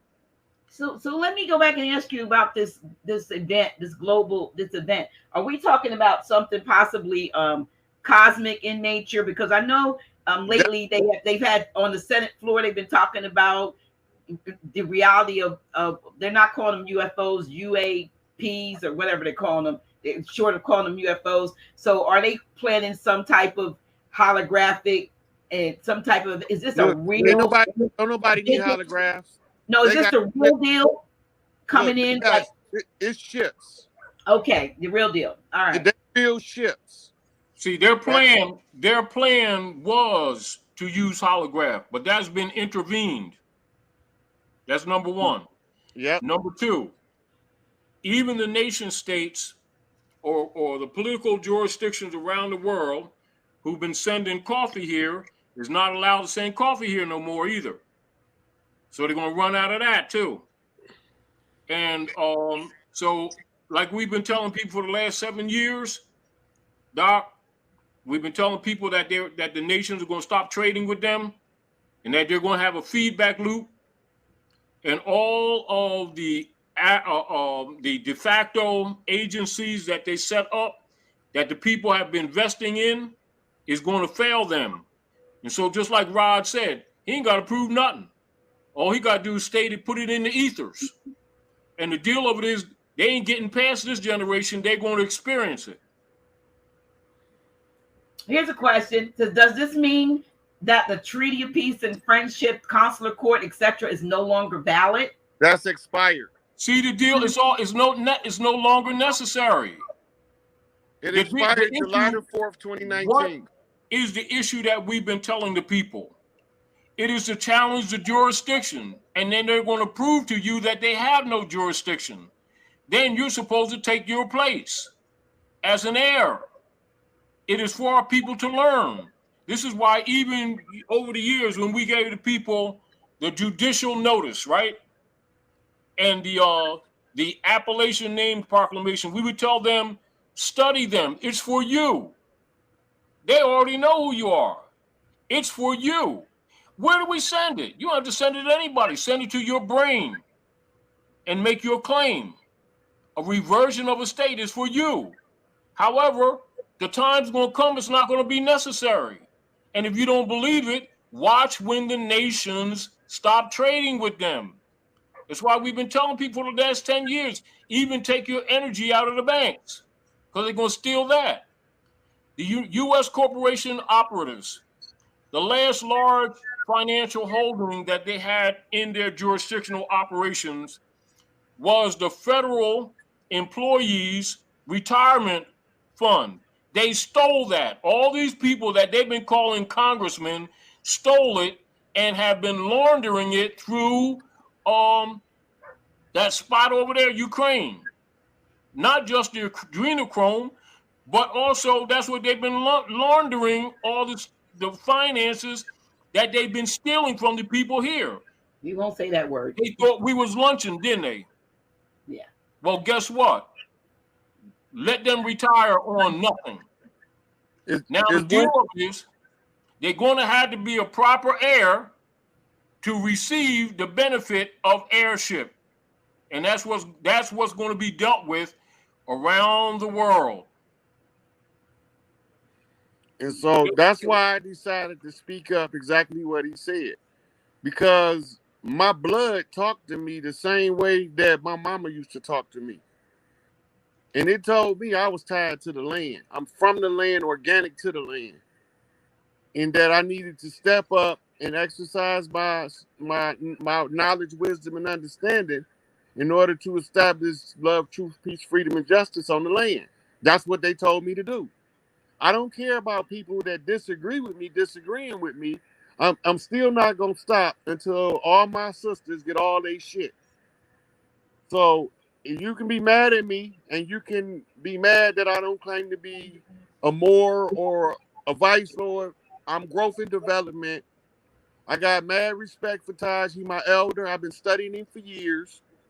He the one I learned civics from on knowing what to do. You only learning what's being done to you. I'm trying to learn what to do about it. Our positions as students is not the same. You trying to learn how to survive in the system. I'm trying to learn how to overthrow the system. You trying to learn how to go along to get along. I'm trying to learn how to piss in their face. Right? The only way to piss in their face is to have the absolute right to jurisdiction and assert that with competence in law. And the competency in law supersedes their law as organic law, natural law, the law of nature. The law of nature said I have the blood right to make these claims that I'm making and give these instructions that I'm giving, and I don't got to worry about who's going to carry them out. I just got to make sure that I put it in the public domain, time-stamped and dated, so when they say, here it is, I already told you. It's there. All must be made public and transparent. Yep. That's what the word proclaim means. So when they come and ask for a prima facie case, it's already produced. Right? What is my grievance about them and having these political prisoners? It's already on the record. Right? I'm just trying to let y'all know I already put the shit on the record. Now we just got to go back and try to organize our family structures. Who's going to be your family accountant? That's what you need to be worried about. Which ones y'all going to have on y'all family bank's board of directors? Because we got to decentralize that if we want to be part and party to our own destiny. Yep. Decentralizing the bank requires us to go back to the family banks that they use Billy the Kid, a.k.a. Wild Bill Hickok, in order to rob the family bank so that we would have to centralize with the enemy. See, we ain't see that shit coming because we didn't know what they was doing, because they was using pale faces to block us out of institutions, and the ones giving the instructions look just like us. Right? So now we know what happened. We know who the guilty parties was. We know who don't like it, and we know who don't give a fuck that they don't. Me. I know that I got an absolute birthright to the land, to restore and reclaim the land. My mama told me, my big mama told me, all my uncles told me, and all my aunties told me. They all gave me the okay to go ahead and stand up against these motherfuckers and tell them what's what and what you gonna do about it. So I told them.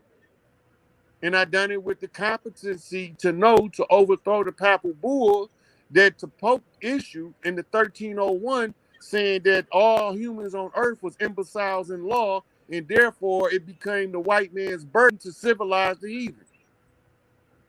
And in their terminologies, the implication is that to civilize the heathen is force his ass to learn these laws that we work by in order to overthrow those, or else they're gonna be subjugated under us for eternity. So he can be the papal see. I blinded his ass. He won't see much now. Right? He can keep calling on the Dragon Queen. The bitch can't help him. She dead. She's been beheaded. They no longer under the archonic rule of Rome. Babylon fell in their face and they wasn't even watching. They wasn't even watching. And now they want to talk about the aftermath. What's keeping them artificially functioning? The people's ignorance. That's all they feed off of. They're vampires.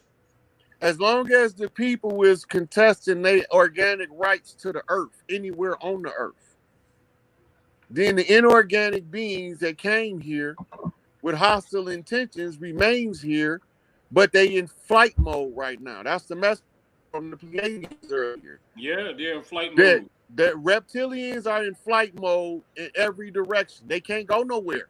And you know, They some of trapped them in been the trying to some of them been trying to leave and yeah. discovering that they blocked. Yep, they blocked by a Pleiadian light lock into form of Metatron's cube, caught between the lunar magic and the dark light satellites frequencies. So they And trapped between technology and sorcery. and if they try to force their way out, they will vaporize. That's it. That's the dismal abyss that they will be sent to, trying to get out of here. Because ain't nobody getting out of here without paying for their dirt. I don't give a fuck. They got an answer. Right? Door. So the books is out. Sword. The books is open. And these motherfuckers been found wanting. Right? They haven't done right by the righteous people of the earth. So now the righteous people of the earth got a whole lot of pre-karma to cash in, and they don't have the means to pay it. So now they want to run. They know where to run and know where to hide. They got away before. This is the land of Tahuti. The land of the feathers, the bird clans. They fucked up when they came over here. Because when you see me, shit got bad. That means the ones that put us in the condition couldn't remember what they did to get us out. So I had to figure it out. Farrakhan told me it was going to be like unscrambling the egg and asked me if I was up for the challenge. I said, unscramble the egg, it's almost impossible, but it ain't impossible. I tried. So I unscrambled the egg. Going to the fifth dimensional plane of four, playing 5D chess with the invaders. They lost. We won. Checkmate, motherfucker. And then you can take that to the bank and cash that shit in if your bank's still open. Speaking of Farrakhan, someone I know there were a couple comments in about tell Farrakhan to open the books. I'm not sure what books. Do you know what book or release the books? Farrakhan got files on the enemies. Remember, a lot of us don't remember Malcolm X didn't just die as a opposition to Elijah. He ran a red herring. Yep. The murder plot was to get Elijah, but they feared Malcolm more. So Malcolm read the red herring, draw the heat, and told Elijah who all the dirty players was in the public domain. Mm-hmm. When he ran the dirty players down, we thought he was just calling names, but he was like, the people in the streets, no, I'm not telling on nobody. The police told me this. This is how I know. Now he already telling you that the people in the street know he ain't telling. And the reason why they know he ain't telling, because they know it and the police know it. The same motherfuckers that murdered Clans 13X. They the same ones. The same ones that slaughtered almost all the Kareem Abdul-Jabbar family in D.C. They the same motherfuckers. The same ones that was acting like muftis until Noble Drew Ali went to sleep and decided to give him up to Rome, as they call it. Mm-hmm. They couldn't get to him past his muftis when they was before they got infiltrated. They seen all threats coming. All of a sudden, now they don't see the threat coming. Doesn't make sense. Doesn't make sense. It doesn't fit in with the moves of the original mufti staff of the Moorish Science Temple. So when Farrakhan opened the books, he got the names of all the dirty players, going all the way back to 1913 with it. Mm-hmm. So when he opened the books, he can call their name out, the living and the dead. Mm-hmm. And he can tell you exactly what they did, who they done it with, who they made their allegiances with, who paid them off. Most of them was paid off by Prescott Bush Inc. Mm-hmm. That's why they would never show the people the FBI papers that indicate those who they were controlling with the COINTELPRO operations, which was initiated long before they admitted to it. They admit that they initiated it around 1966. That's been operative since around J. Edgar Hoover time. Well, you got to remember, the same program under a different name is how they deceived and arrested Marcus Garvey. Yes, absolutely. It was the same leadership that put that program together, Yes. right? They the same ones who paid for the assassination of JFK, Robert Kennedy, Martin Luther King, and John Lennon. Mm-hmm. Yep. The same dirty hands, the same motherfuckers. Yep. Same So, unclean hands. so when they want him to pull out the books, this is what they talking about. Yeah. He gonna do it. Because they got all the records. They Yep. always kept meticulous records. They wasn't allowed to do nothing to us without recording it. Yep. Yeah, I know you addressed this, but I'm gonna since it's in here, would you just make it plain one more time? Jay Kane says the person who claimed Pelosi's office was quote unquote pale skinned. Those pictured with the totem pole look like $5 Indian. Where's the so-called indigenous person and all this? I think you said. I said we sent the people in that look like them. That's what I heard you say. The same way that they came in and did us in the beginning, it's the same way we had to exit this motherfucker. We had to use the same strategy they used to enslave us to get out of slavery. We just had to play it in reverse. Right? So it ain't no secret who he was trained by, because he tell you he was trained by the shamans that's native to the land. He told you that. And that he was sent in by Q, the QAnon. Right?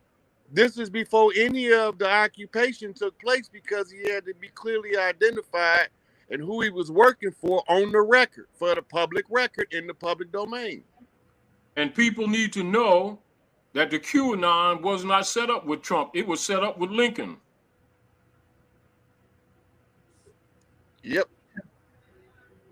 So that's a lot deeper than what they ready for, Taj. They can't even handle this surface shit we've been giving them. We start going back into the darker metaphysics and the countermeasures that had to be played. They'll definitely be lost. We can't go over their head that high. All the stuff falling apart now, and ain't got what you can sit back and do. Really, stay spiritually high, stay positive, and watch the movie. And try to participate in their system as little as possible. The less participation that old system has, the faster it falls. Let Rome die. Well, some are asking how one asks how can they live if they completely withdraw. Look, they got to do the best they can with what they know. Exactly, and they better be sincere. If they're sincere, Mother Nature take care of them.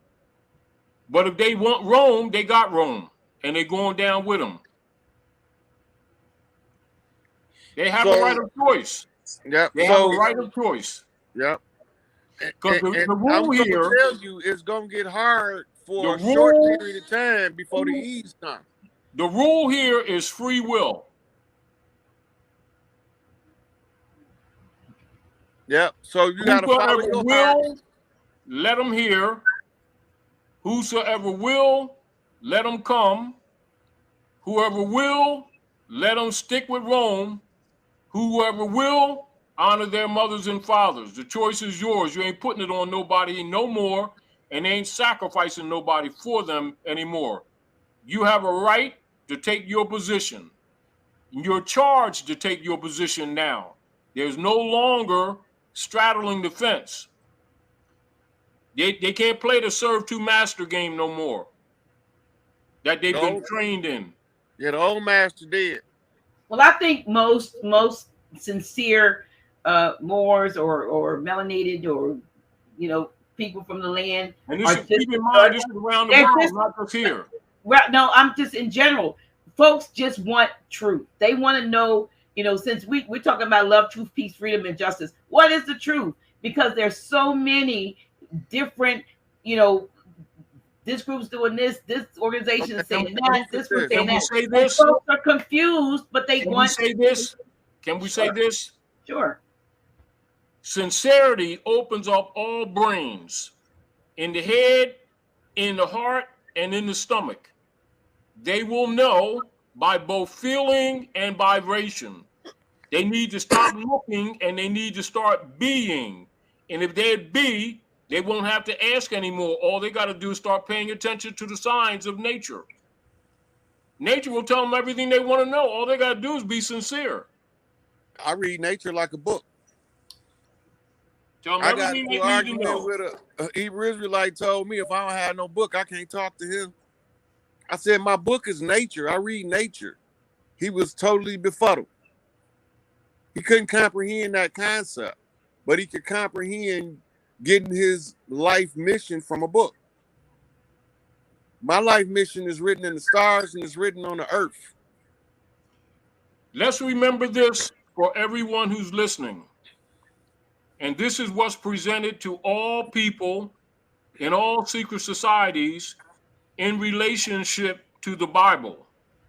And it is this: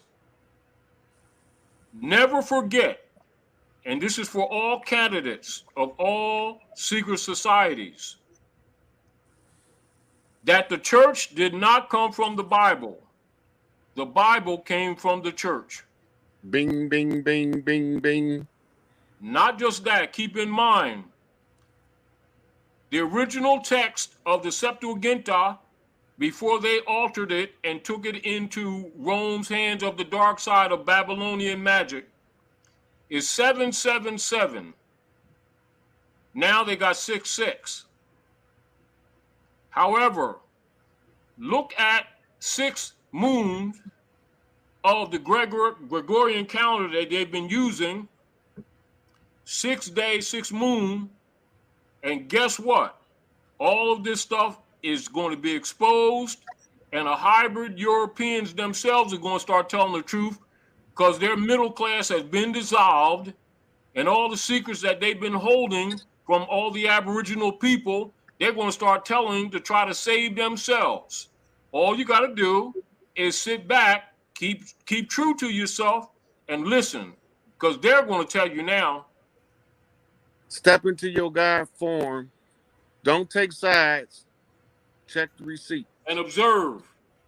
And watch what takes place in the upcoming weeks. Because this is about, like I told you, I got the message today that there's an incoming major event. I don't know what it is, but it's coming from a Pleiadian source.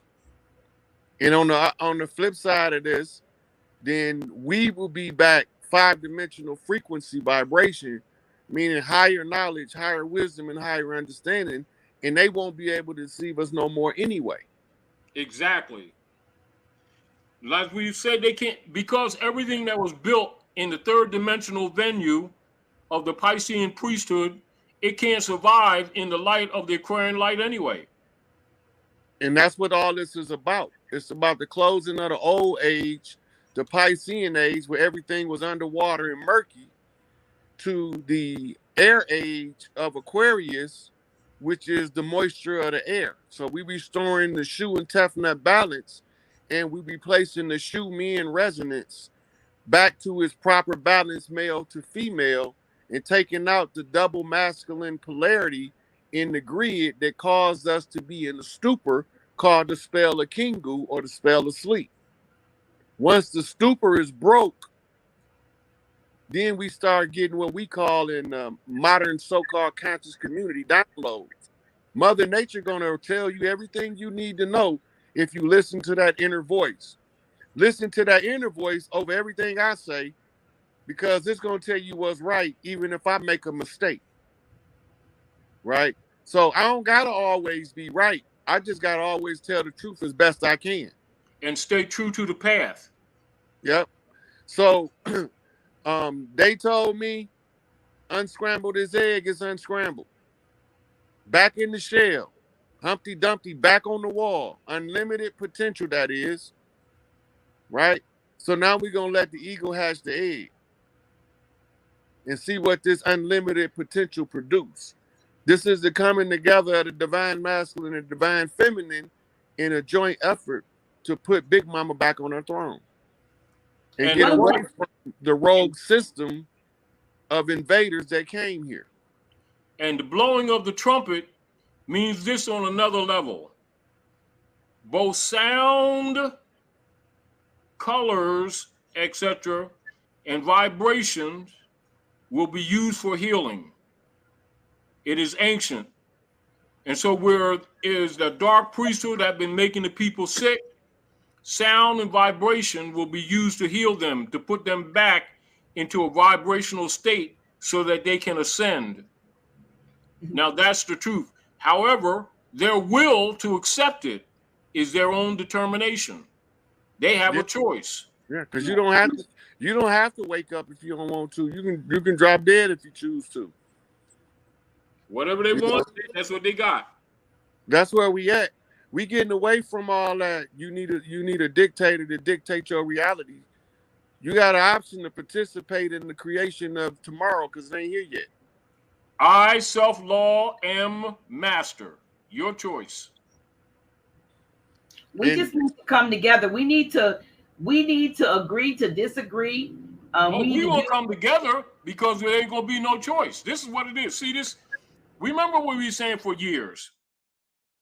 The people are going to come together not because there's been a lack of people who have been willing to sacrifice their personal lives to bring this information to the people.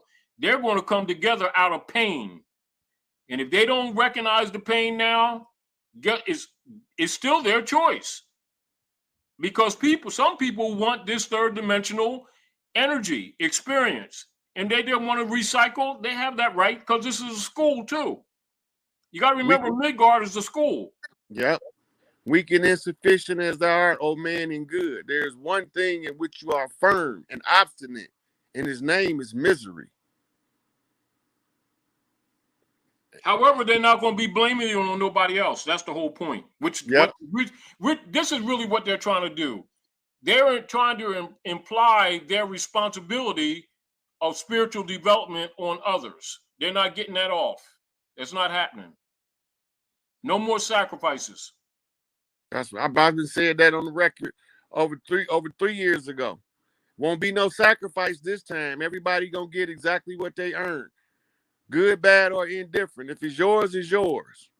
So if you reap the unjust reward by being unjust, you're gonna get that reward.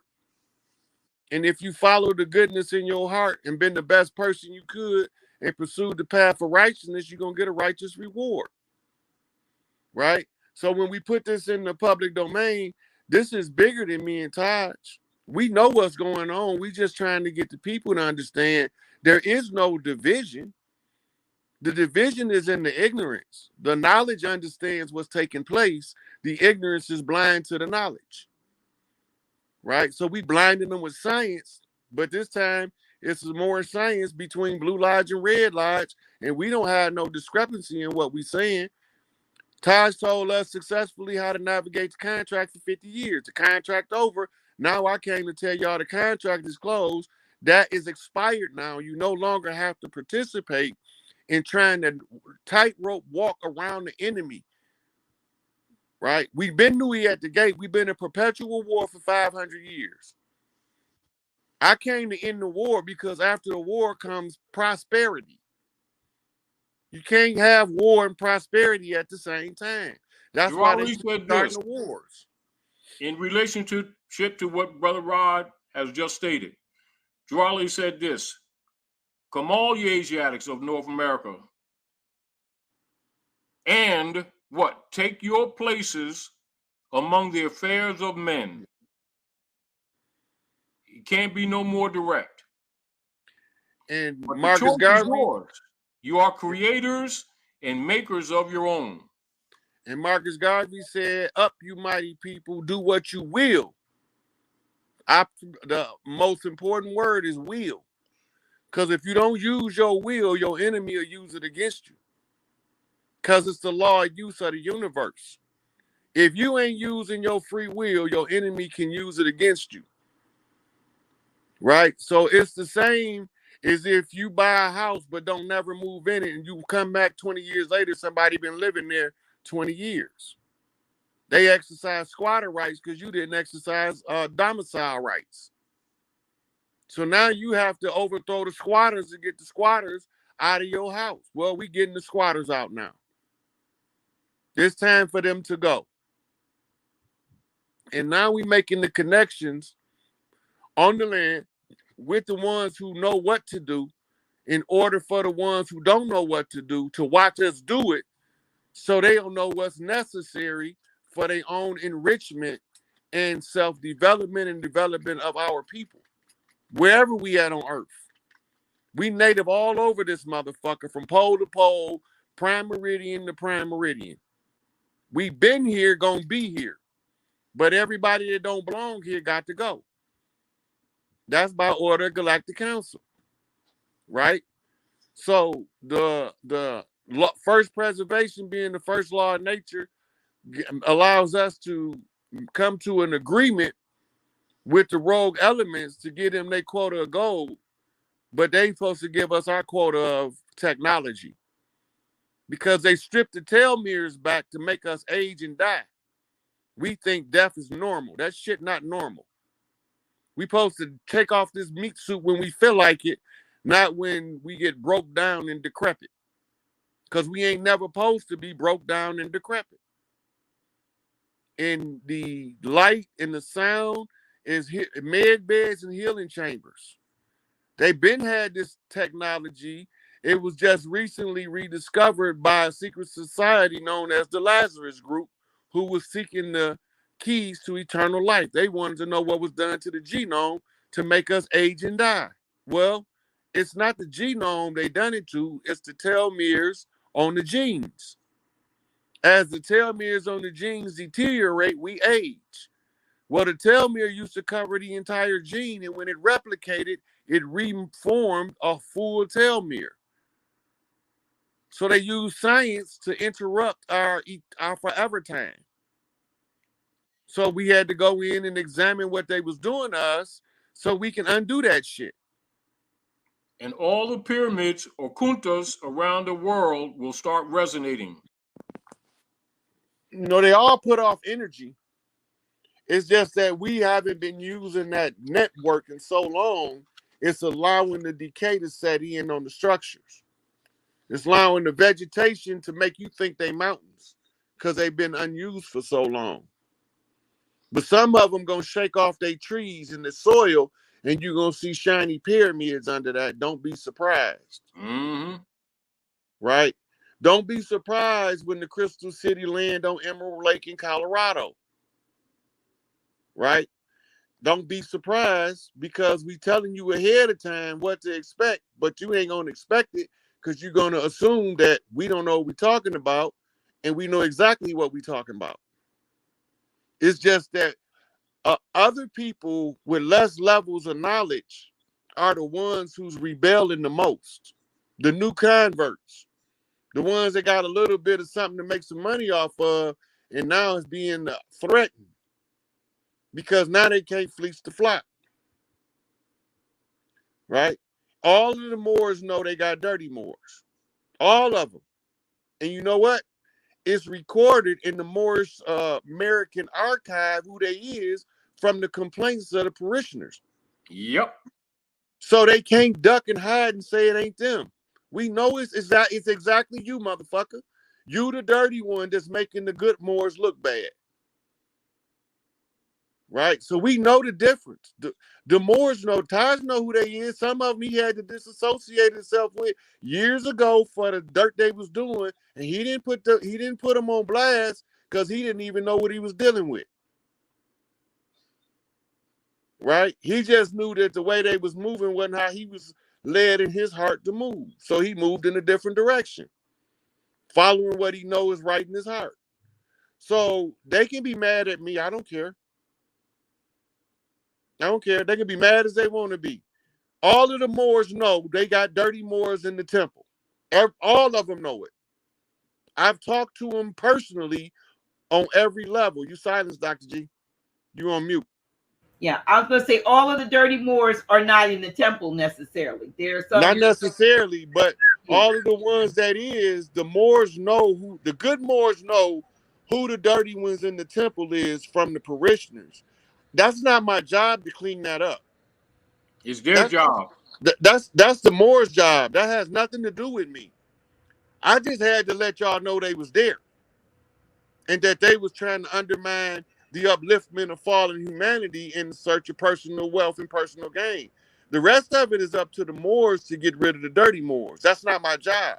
My job is to help Larry Hoover to clean up the Nation of Growth and Development and to help Big Tukey clean up the Sea Nation on the West Coast. That's my lives that I have to help physically clean out. Right? Angel Bay and Tarik Bey gonna have to organize the effort to clean up the Moors. That's not my domain. I don't have no authority over none of the Moors. They got their own family tree, and I got my own family tree. But when I come to read the land to the people, I got to tell them where the infiltrators at. They came in 32 degrees Scottish Rite Freemasons under Albert Pike, masquerading as George Washington. They established a de facto jurisdiction by shedding the blood of Crispus Attucks in order to establish a 200-year contract in 1776 that would have expired in 1976 if anybody would have ended the contract. And they used his blood to do it. Yep. So the secondary constitution is written in the blood of Crispus Attucks and is kept in the Washington Memorial Museum in D.C. We all know this that's versed in the science. Now it's up to the ones who didn't know it to stop trying to attack because they're attacking the wrong people. They need to be trying to clean house.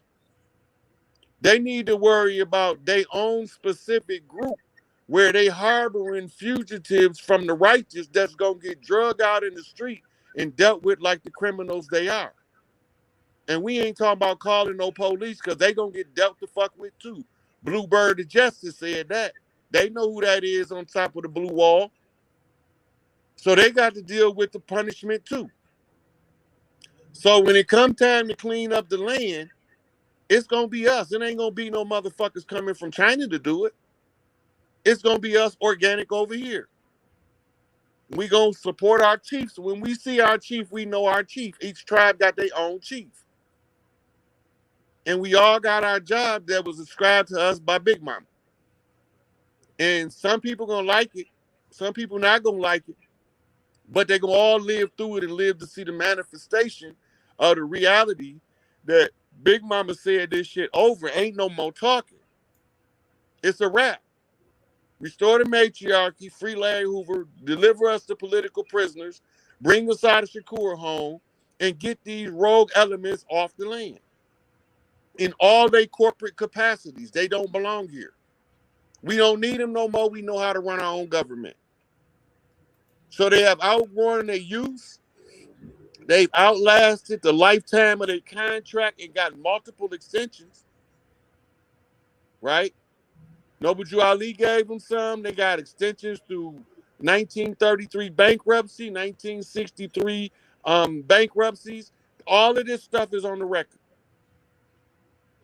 Right? We know about the Buck Act, the Federal Reserve Act, the Internal Revenue Act. All they doing is acting. Because they're not the real ones. We the real ones.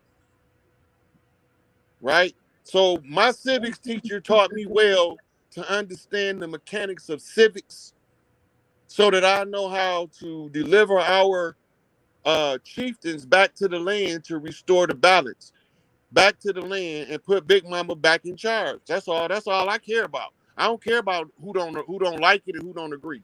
I don't care about none of that. That's their right. Don't nobody supposed to agree with everything everybody say anyway. Right. And you still got folks in the chat looking, they want receipts and all that. I mean, where'd that stuff come from? I got thousands of receipts on my Facebook and Instagram. See, they ask for the receipts, but they haven't done a background check on what I'm talking about. So they don't know that the receipts is already in the public domain for their convenience to be able to use the information, one, to study for themselves, two, to know where we at in the process. They don't even know where we at in the process. They don't know why all of the ships outside of the docks that can't come in but one at a time, full search because we in continuity of government. You just can't have ships running in willy-nilly lest you get invaded by a foreign force. Mm-hmm. It's the protocol of transitional government to shut down the docks in export import had to be to a screeching halt, right? And we found many ships full of refugees that the U.S. military, National Guard, and foreign militaries around the world have collected that was in the human trafficking trade. But we so busy watching this clown Biden that we don't know what's going on. That's the distraction. That's the misdirection, right? The reality is this. In short order, y'all gonna hear from Chief Larry Hoover, who has to give us a report on the land. He got a collective report from all of the chiefs that addresses the grievances of the collective. Ain't no big eyes and no little U's in this shit. I ain't better than nobody, and ain't nobody better than me. And the ones that think they're better than me can be the first ones to kiss my ass. Right? Taj my elder, Ben my elder, gonna be my elder. I'm just trying to pave a way so he can retire from teaching civics in the public domain because he did his work. And now it's time for him to go lay on the beach with pretty girls. That's it. If that's what he want to do. So in order to relieve him from his post that he held all these years, I had to do my part. I don't got to do his part. He did his part. I use his part in order to be able to facilitate me doing my part. The same with C. Freeman Hill. He did his part. He taught me the metaphysics I needed from the perspective of the Moors. Right? The same with Hakeem Bey. He taught me the connection of the people that came versus the ones that's from the land and how they move within the Moor Science Temple. But that's not my first domain. I come from the blue house. That's my mama house, the red house. And I had to clean my mama house up in order to honor my mother, and I had to clean the blue house up to honor my father, and I'm not taking sides. I'm just going to clean this shit up. So that's what we doing. So they don't have to answer to me whether they think I'm a Moor or not a Moor. That's not, I'm riding with Larry Hoover as growth and development. That's been my chief from birth, going to be my chief when I croak. Right? And the ones who responsible for the Moors is responsible for the Moors. I have nothing to do with that. I told them how they came in, how they blindsided them as Moorish Zionist Temple. Noble Drew Ali went in, found out what these dirty bastards was doing, put it in the public domain. So that automatically told Tarik Bey what he needed to do, and it told me what I needed to do. We knew who the enemy was, but we didn't know how to identify them in motion, so we watched them for another 100 years. And we made them record everything they did because they was writing the fucking rules and cheating. So now we had a rule book to hold them by. Right? Because when we found out they was using Babylonian blood magic, Babylonian money magic, and Babylonian sex magic, we knew that the only thing they can do is put it in the public domain if they wanted to continue to practice it uninterrupted. But they had to put it in the public domain so that we can dismantle it and put our original structure back together and restore the shrine to the Black Madonna. Right? It's not personal. It's just family business. What's going on? Well, Grand Sheik, you're kind of quiet over there, so I want to let you have the poster. Hold on. Oh, okay. He's good. Yeah. I appreciate this, Dr. G. I've been waiting to talk to Taj for so long, and I finally get to talk. That's like LeBron finally getting to talk to Michael Jordan for the first time.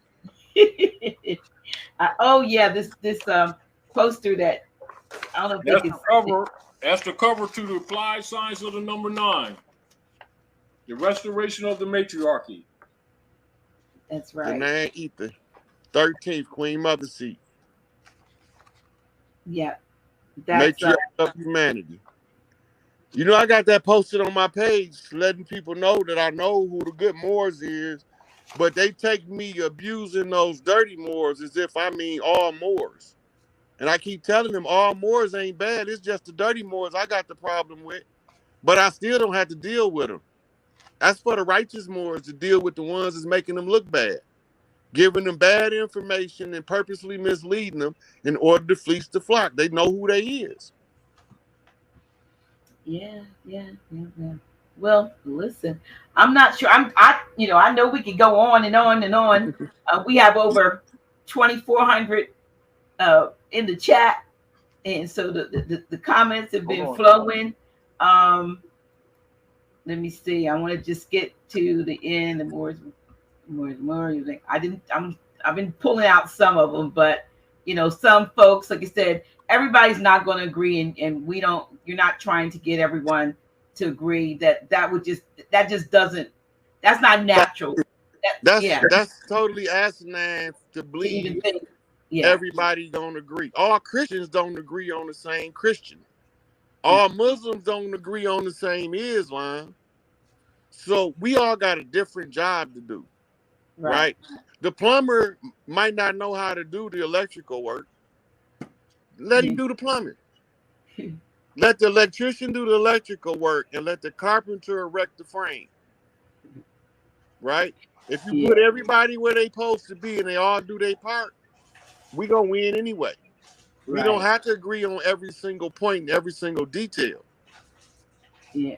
We had somebody in here say that Taj needs to watch it because you're trying to sit him in the back. I don't think that's what you're saying. Grand Sheik is going to do whatever he is. He's going to do what he's doing until he's done. I don't know. I don't know. Let's ask him.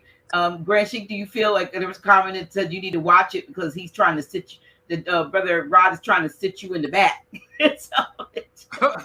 He's when I first started listening to him, I already knew, which I told you. Remember, I said it to you, Doc. I said he's a cleaner, and I said a dual two-edged sword. Right. It's going to make a lot of people uncomfortable because he's telling the truth, and the deal of it is he's taking no quarters. But if people pay attention, they would comprehend who he is. Right. I recognized who he is as soon as I listened to him. For all I needed was about 5 minutes.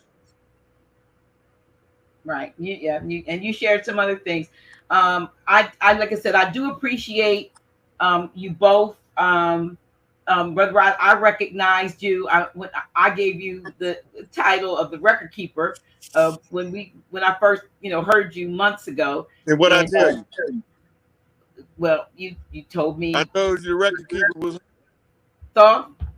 Was it Thought? Oh, I told you Taj was the record keeper. Oh, Taj. But I felt like you were coming with, I don't know what Taj says, you're the cleaner. So, but I recognize, bottom line, that you have a mission, that you're here for purpose. You have a purpose, and whether or not everyone agrees with you, sometimes that would be really scary if everyone agreed with you, because, opposition sometimes is good because it makes us, test the metal of what we stand on and what we believe. And so, it's just that when you can agree, disagree respectfully, and some have disagreed respectfully, and some have not been respectful, but it's their right. Interjection. As things unfold, a lot of things that the people have been offended about, they're going to appreciate. Right. That's fine. That's fine. And like I was telling you before, Doc, I got alligator skin. We need more alpha males with alligator skin that are willing to stand up for the truth in spite of the opposition. Right. Oh, I'm with the opposition. I want the smoke, but only if I'm right. What's that? You want the smoke? I want the smoke, but I got to be right. Right. If I ain't right, I'm not gonna argue a point knowing I'm wrong. Right. But if I know I'm right, bring it. I'm gonna argue that shit to the end of the earth. Well, listen, I'm glad. I'm glad to know both of you. I'm glad that I can pick up the phone and get a lesson. When we have a conversation, it goes into, I get intel and drops. That for me, you probably have taught it on. I don't get to look at all of your videos, but I know that they're making the rounds. And of course, Grand Sheik and I have been working together gosh, now I guess 11 years. I want to say 11 years. And so I always have, the privilege and the honor of, him being, here. And matter of fact, and he, the work he does, if you'll look behind him, that built in my wall is he built that. I had a big old wall, and it was kind of like it had some flaws to it. So he built me some built-ins and behind this he is so talented and skilled. I don't want to call it. He's skilled in a lot of areas, and I appreciate him. And while he loves to come and teach and the more science, he's always busy, as he says, as being a house doctor, building or reconstructing or constructing. And he's going towards that 8-0 that way. So we want him to be around for a long time. We don't want to overtax him and overwork him. But when I think you can agree or disagree, Grand Sheik, but you do agree that when others are coming up, somebody had to make space for you, and when you get older, you can do some, and you can still do this, but you can do less of it because you're going to do so many other things that you do. So nobody is trying to take our Grand Sheik's place. I know that. I know that was a big shoe. You don't have to work so hard doing the things like you said, the redundant things. He said there's more than enough work for all to do. Everybody do their part. Do their part. And freedom ain't free. Freedom definitely ain't free. I know that. And I appreciate that. And I hope that you all that are in the chat will see that. And those of you who have, are saying, some stuff that is, probably contrary to what's being displayed here, check yourself, really. Because and to the others that know better, take note of those in the chat that are always being disruptive, that are always trying to stir up, shit. That's one of the telltale signs, because that's they habit. They right, take note of that. So they catch a group of peaceful people congregating on a peaceful discussion and try to sow the seeds of dissent. Mm-hmm. That's their classic. They classic get your hand out my pocket at the assassination. Absolutely. So they tell you who they is by the context and the content of what they saying, right? Mm-hmm. So, like, Taj recognized what's going on better than a lot of the naysayers. Right. So, ain't no replacing Taj. Them shoes is too big to fill. But sooner or later, he need the opportunity to experience freedom without having to be the one holding the post all day, every day, teaching this. He done traveled all over the country teaching the same thing redundantly. I be telling people he got the patience of a saint. The first time I caught you on the phone, you was with him. I was like, ask him, how do he do it? Right. You know what I'm saying? Yeah. How do he maintain that level of calm, redundantly telling them the same civics lesson over and over again from different angles? They don't ask no new questions. And you know what? I will say this, Brother Rod, about Grand Sheik. He's so multifaceted, even when it comes to that kind of knowledge. But you've said to me, Grand Sheik, I could share this stuff, but basically that's not what they want to hear. They want to hear, they've been pulling out of him the same redundancy, but there's a lot more facets, and there's, we talk about metaphysical things and esoteric things and all these, things that, he doesn't share with the masses on a regular, because that's not what they see him as. They see him as that master teacher, as when it comes to Moorish science. But that's a part of Moorish science too. But it's that nationality birthright. How to get it right, how to get, what do I do paperwork? Do I not do paperwork? Do I send the paperwork out? Who do I send it to? Who do I sign up with? All of those things. And then they also called because they want him, can you do this for me? Give me each step. Hold my hand. And he does have the quote unquote patience of Job, as we think it, as written, but he is a kind, gentle man, and I appreciate Grand Sheik. I appreciate you. I'm saying that with 20 300-400 folk online. I need to say that publicly, and many of us, I'm sure, will agree that you have done such a service to the uplifting of fallen humanity for many years that you've been doing what you're doing. So hey, you the man, and you can do this as long as you want to. You know what I mean? But do, and then if not, don't.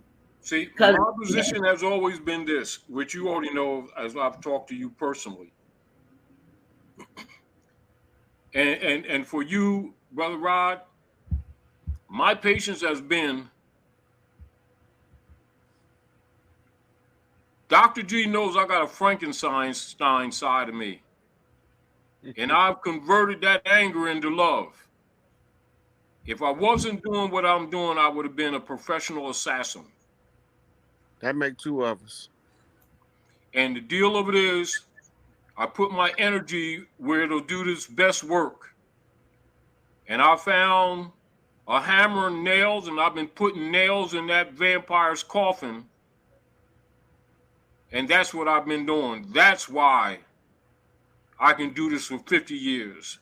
Until I see the change and I start seeing other males, more alphas stand up that got some testicles and some honor and integrity to get on this battlefield to get Rome off our land. That's my mission. And I'm gonna send Farrakhan a little quick message while we on here. How you like Johnny come lately now, Minister? That's his little secret name for me behind the scenes. He called me Johnny come lately because I came at the last minute. You came on time. Yeah, but he came on time. That's a joke. That's his joke. Yeah, that's what he be calling me. He be calling me Johnny come lately as a joke. But it's like he said that y'all gonna see what it all come out to be in the end. When they open the books, some of the people that was traitors is gonna make your jaw hit the ground and shatter. Yup. Cause you thought they was really for you and they was really selling you out the whole time. And a lot of them thought they was gonna escape. Ain't no escape. You got that right twice. Ain't no escape. I told you, ain't nobody getting out of here without paying for their dirt this time. See, this was the problem with them wanting to call me out, because I'm not going to take sides, and I'm going to demand that everybody get what they earn, good, bad, or indifferent. And the ones who earned a unrighteous reward is the ones that's trying the hardest to suppress everything I'm saying, using whatever influence they have through these media corporations to try to stifle the voices of the ones who's telling this message. But it don't matter. It's not going to work. The work is done. We just trying to inform the grassroots to look up straight in front of you. Stop dragging your head down. Stop slouching your shoulders. You got a spine in your back. Use that motherfucker to stand upright. Don't take sides with none of that shit until you checked it out thoroughly for your own satisfaction. No matter what I say, no matter what Ty say, if you didn't do your own investigation, you the problem. So you can try to tear us down all you want, but remember, while you pointing the finger at us, you got 3 fingers pointing back at you. Right? And all of the ones that's been doing the work, people been calling them traitors and sellouts, they gonna be shocked to find out the ones that was really working in our service to help overcome these obstacles. Right? So it's not a solitary effort on my part. I didn't buy all them books I was reading myself. My sister and my brother bought them books for me. I bought some of them, but and then I read a couple of libraries in different facilities, right? Because I had to come from every angle to see what the anomaly was.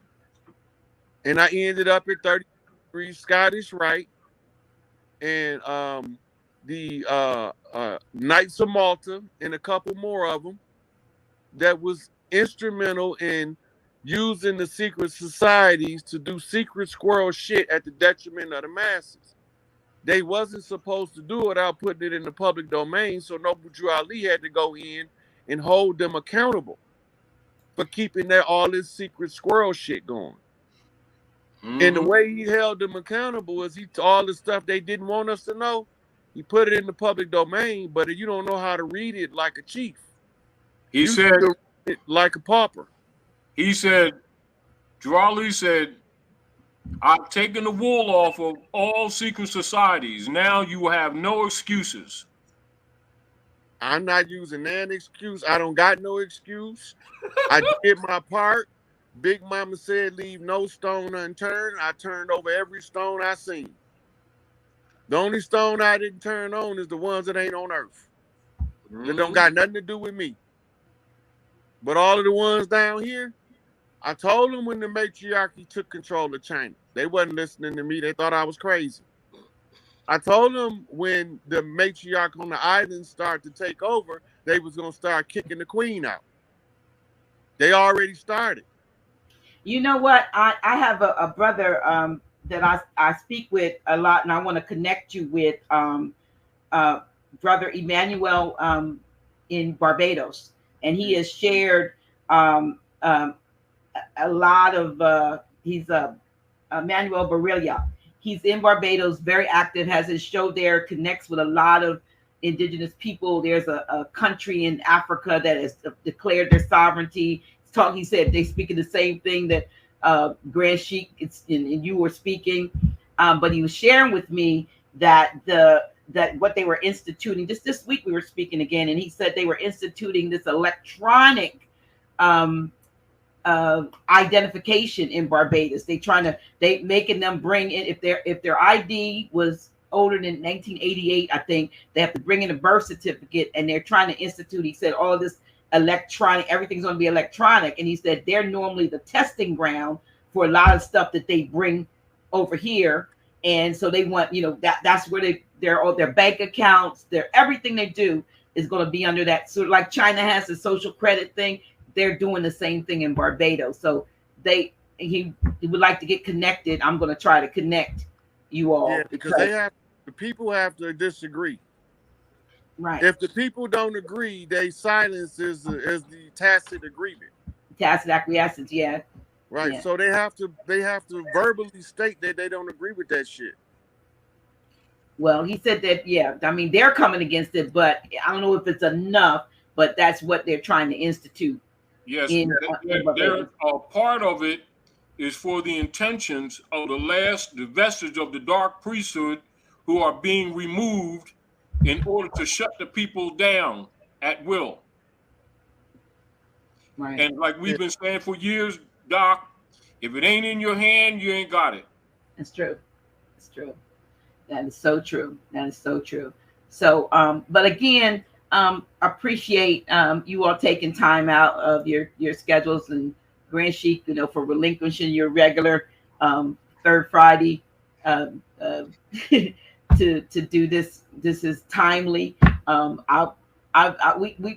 missed the free concert we have here. Look, we had the Clifford Brown Jazz Festival here, but this was even better. This was better. I would like to interject this note. Yes. With all the people in general, if they place before you any consent form, don't sign it. The last vestige of the priesthood of the corporation is to try to get people to sign consent forms, which are power of attorney, so they can try to re-up their bond system. However, the nation states around the world are no longer buying U.S. Treasury bonds, know that anyway. And if they impose anything upon you in order to try to create economic stress, sign on it threat, duress, and coercion. All rights reserved. Sign through it. It'll kill the bond. Right. And this also is the way that they hold in a per diem contract is through W-2s, W-4 tax forms right now. Workforce. It's the workforce that's going to work every day that's holding them in power. But if they really pay attention, there's a lot of workers walking off the job, and the ones that's leaving the job don't always know why they quit. They just know something inside them told them, don't go to work no more. Right? Because that spirit of source is going to talk to a lot of people, and they're going to be questioning it, talking about, well, how I'm going to keep my lights on? You ain't supposed to be paying lights, water, and gas. That's a function of government. They supposed to be giving you those provisions for being the government. That's their job. But you paying for something with your fiat credits, monopoly money, right? So they can keep you playing their game,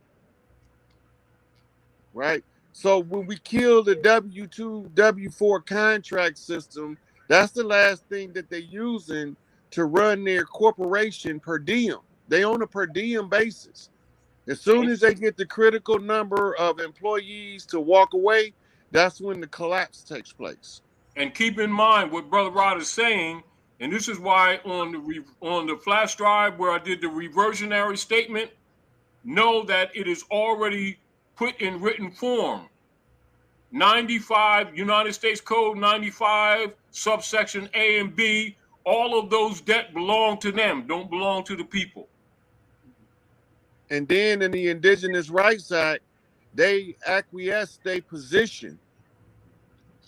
And all we had to do was claim the right. And it's right in there using our oral tradition to put it in the public domain. Yes. And so I use our oral tradition to put it in the public domain.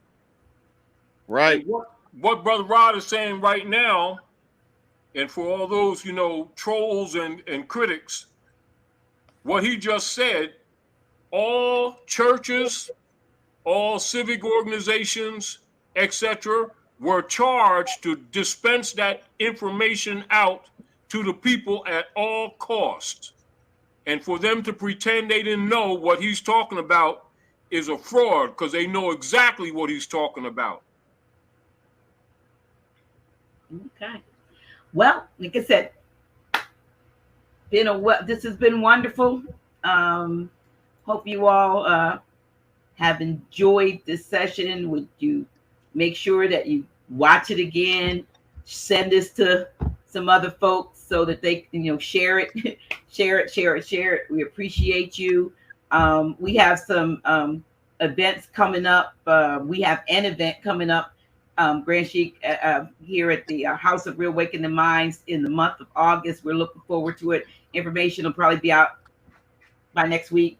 The 26th, 27th, and 28th.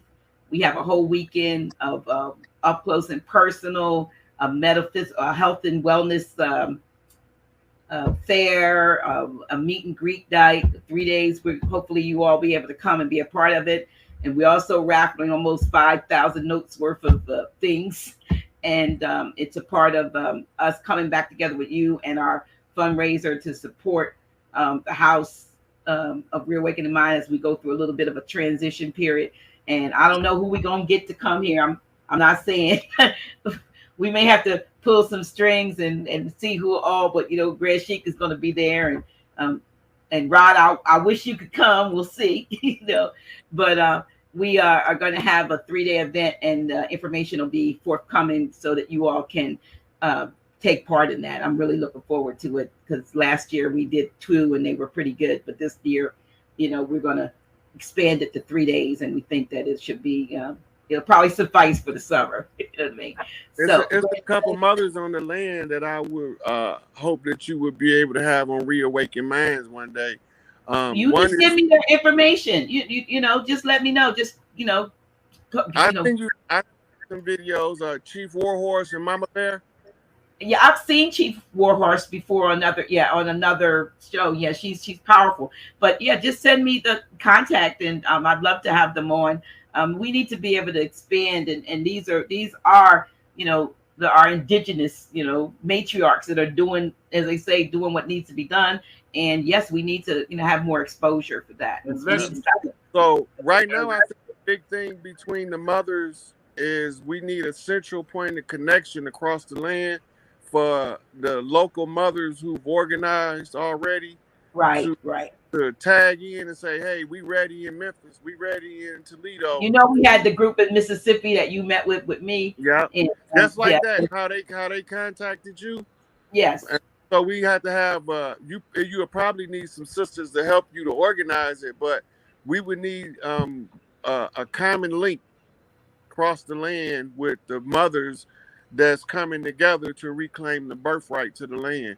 absolutely, But absolutely. that's something that y'all be doing behind the scenes while we continuously trying to educate the people in the transitional system that's in process. Yeah, no doubt. And let Yes, us keep in mind, according to the law, the circle of mothers in the different clan territories are to come together and project. And whatever they project, it is the duty of the brothers to carry out. The circle of mothers got to start going back to the circle as the ancient ones, and is one of the just a suggestion. You got to do what your intuitive mind says to do. But for some who are not or are less familiar with the culture, go find a good old tree nearby that makes you feel comfortable, and go around that tree and make your meetings, and make your decisions and project it out in the ethers. I all yield right, the floor. all right. Well, listen, we're gonna keep going on, but we're not gonna keep going on. Again, we're gonna put a pin in this or a comma in this. Hopefully, we'll do this again. Also, like I said, I'll be back on Tuesday night with a wonderful guest, a master astrologer sister that I recently met, and I'm excited about her coming on. And also, just let y'all know, those of you who follow Dr. G, I'll probably be making some changes going forward. I'll be doing office hours with Dr. G on 2 Tuesdays instead of every Tuesday. I know y'all are all sad about that, but there's some things that I got to get done. So the 2 Tuesdays that the week that we have you, Grand Sheik, I won't do office hours, and the off Tuesdays I will do that. So we'll have 4 show for right now, at least through the summer, just so that some other things that can get done. But I'm not going anywhere, y'all. I just got to get some work done. At least you have a chance to make a peanut butter sandwich. Yeah, so yeah, I have to do some things, but when the fall comes, probably will come back to every week. But starting next month, it'll be 2 weeks. It'll be the 2nd and 4th Tuesday, and Grand Sheik will be 1st and 3rd Fridays. Yeah, that's what we're doing. So just giving you a heads I up. appreciate you being our connector, Dr. G. Oh, listen, I think that's my job, to be a connector, and I appreciate being able to be in that position, that people trust me to think that I know as much as they think I know. But I meet people like you and others who I know. I was like, oh yeah, I could connect him with her and her with her and him with him, and that's what I've been able to do. And I do appreciate the respect that I get to do that. I've been wanting to meet Taj for a long time. I just didn't know. You found us on a walk. We were walking. We were doing a live in the park, and you said something. And I was like, "Is this the real Rod Hayes?" You remember? I thought it was you. I was like, "Is this really you?" But I'm glad you all were able to meet, and hopefully, y'all will carry this out on beyond this venue. And I just say, keep doing what you're doing. Keep doing what you're doing. You're making a major impact. Around the globe, and I appreciate a much needed impact. Yes. See, because this is what it is, how nature works. See, a call is made out to the people to do what they know in their heart, what is right. You don't have to teach people right; they already know in their heart what's right. Right. And see, when they insist not doing right, nature sends a cleaner. And that's why when I heard him, I said to you, Doc, Adul, ADL, that means justice. That's the symbol of the two-edged sword in a circle. Right. Oh, yeah. And like Drew Ali said, adepts are born. They're not made. I yield the floor. All right. Y'all, we going, because if every time we pick up a new conversation starts up. And we're getting ready to get up out of here. I'm going to let y'all know a little bit about some chokeberry. And we are going to go. How about that? I appreciate you, Grand Sheik. I appreciate you, Brother Rod. So Appreciate you too, Dr. B. I'm going. Give greetings to the family, Brother Rod. Yes, sir. Peace to you. And all the family up there. Send them our love and all our considerations. All right. I want to give my homeboy Glover Bay in Pontiac, Michigan, Grand Sheik a shout out so they'll know.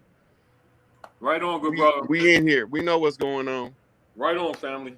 All right. All right, y'all. All right, y'all. Okay. Dr. G, inviting you to get your Chokeberry Plus today. It is that amazing berry, high in antioxidant, anti-inflammatory, antiviral properties. It supports and balances the blood pressure, the blood sugar, weight, and cholesterol. Yes, you can get a 2-month supply today by texting CB3L to 302-345-0500. That's CB3L to 302-345-0500. And get on the path to wellness today. You'll be glad you did.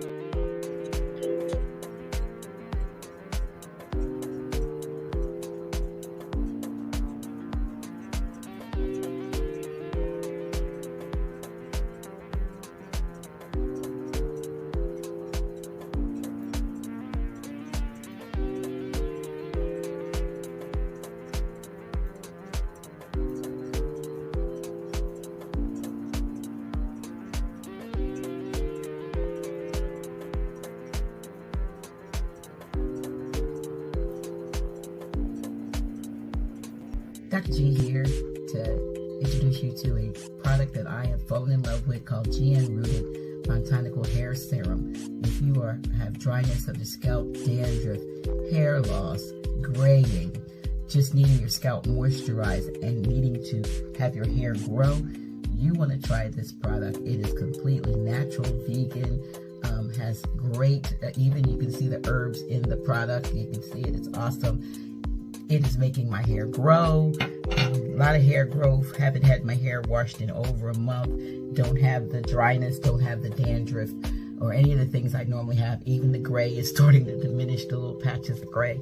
Get yourself some GN Rooted Botanical Hair Growth Serum by Sister Lisa Carr. I'm going to put the link down so you can get some. You're going to love it. Man, woman, boy, girl, try this product. I love it. I love it.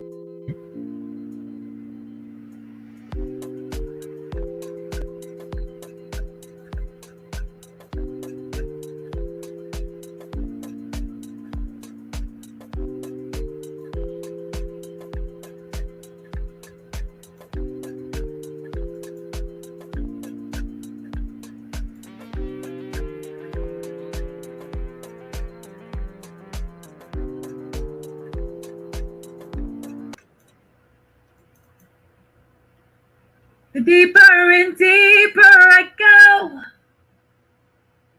I find what it is I should know. 'Cause it's just a matter of time, but you'll reawaken your mind. Oh, come with me, come to know and find out what is true.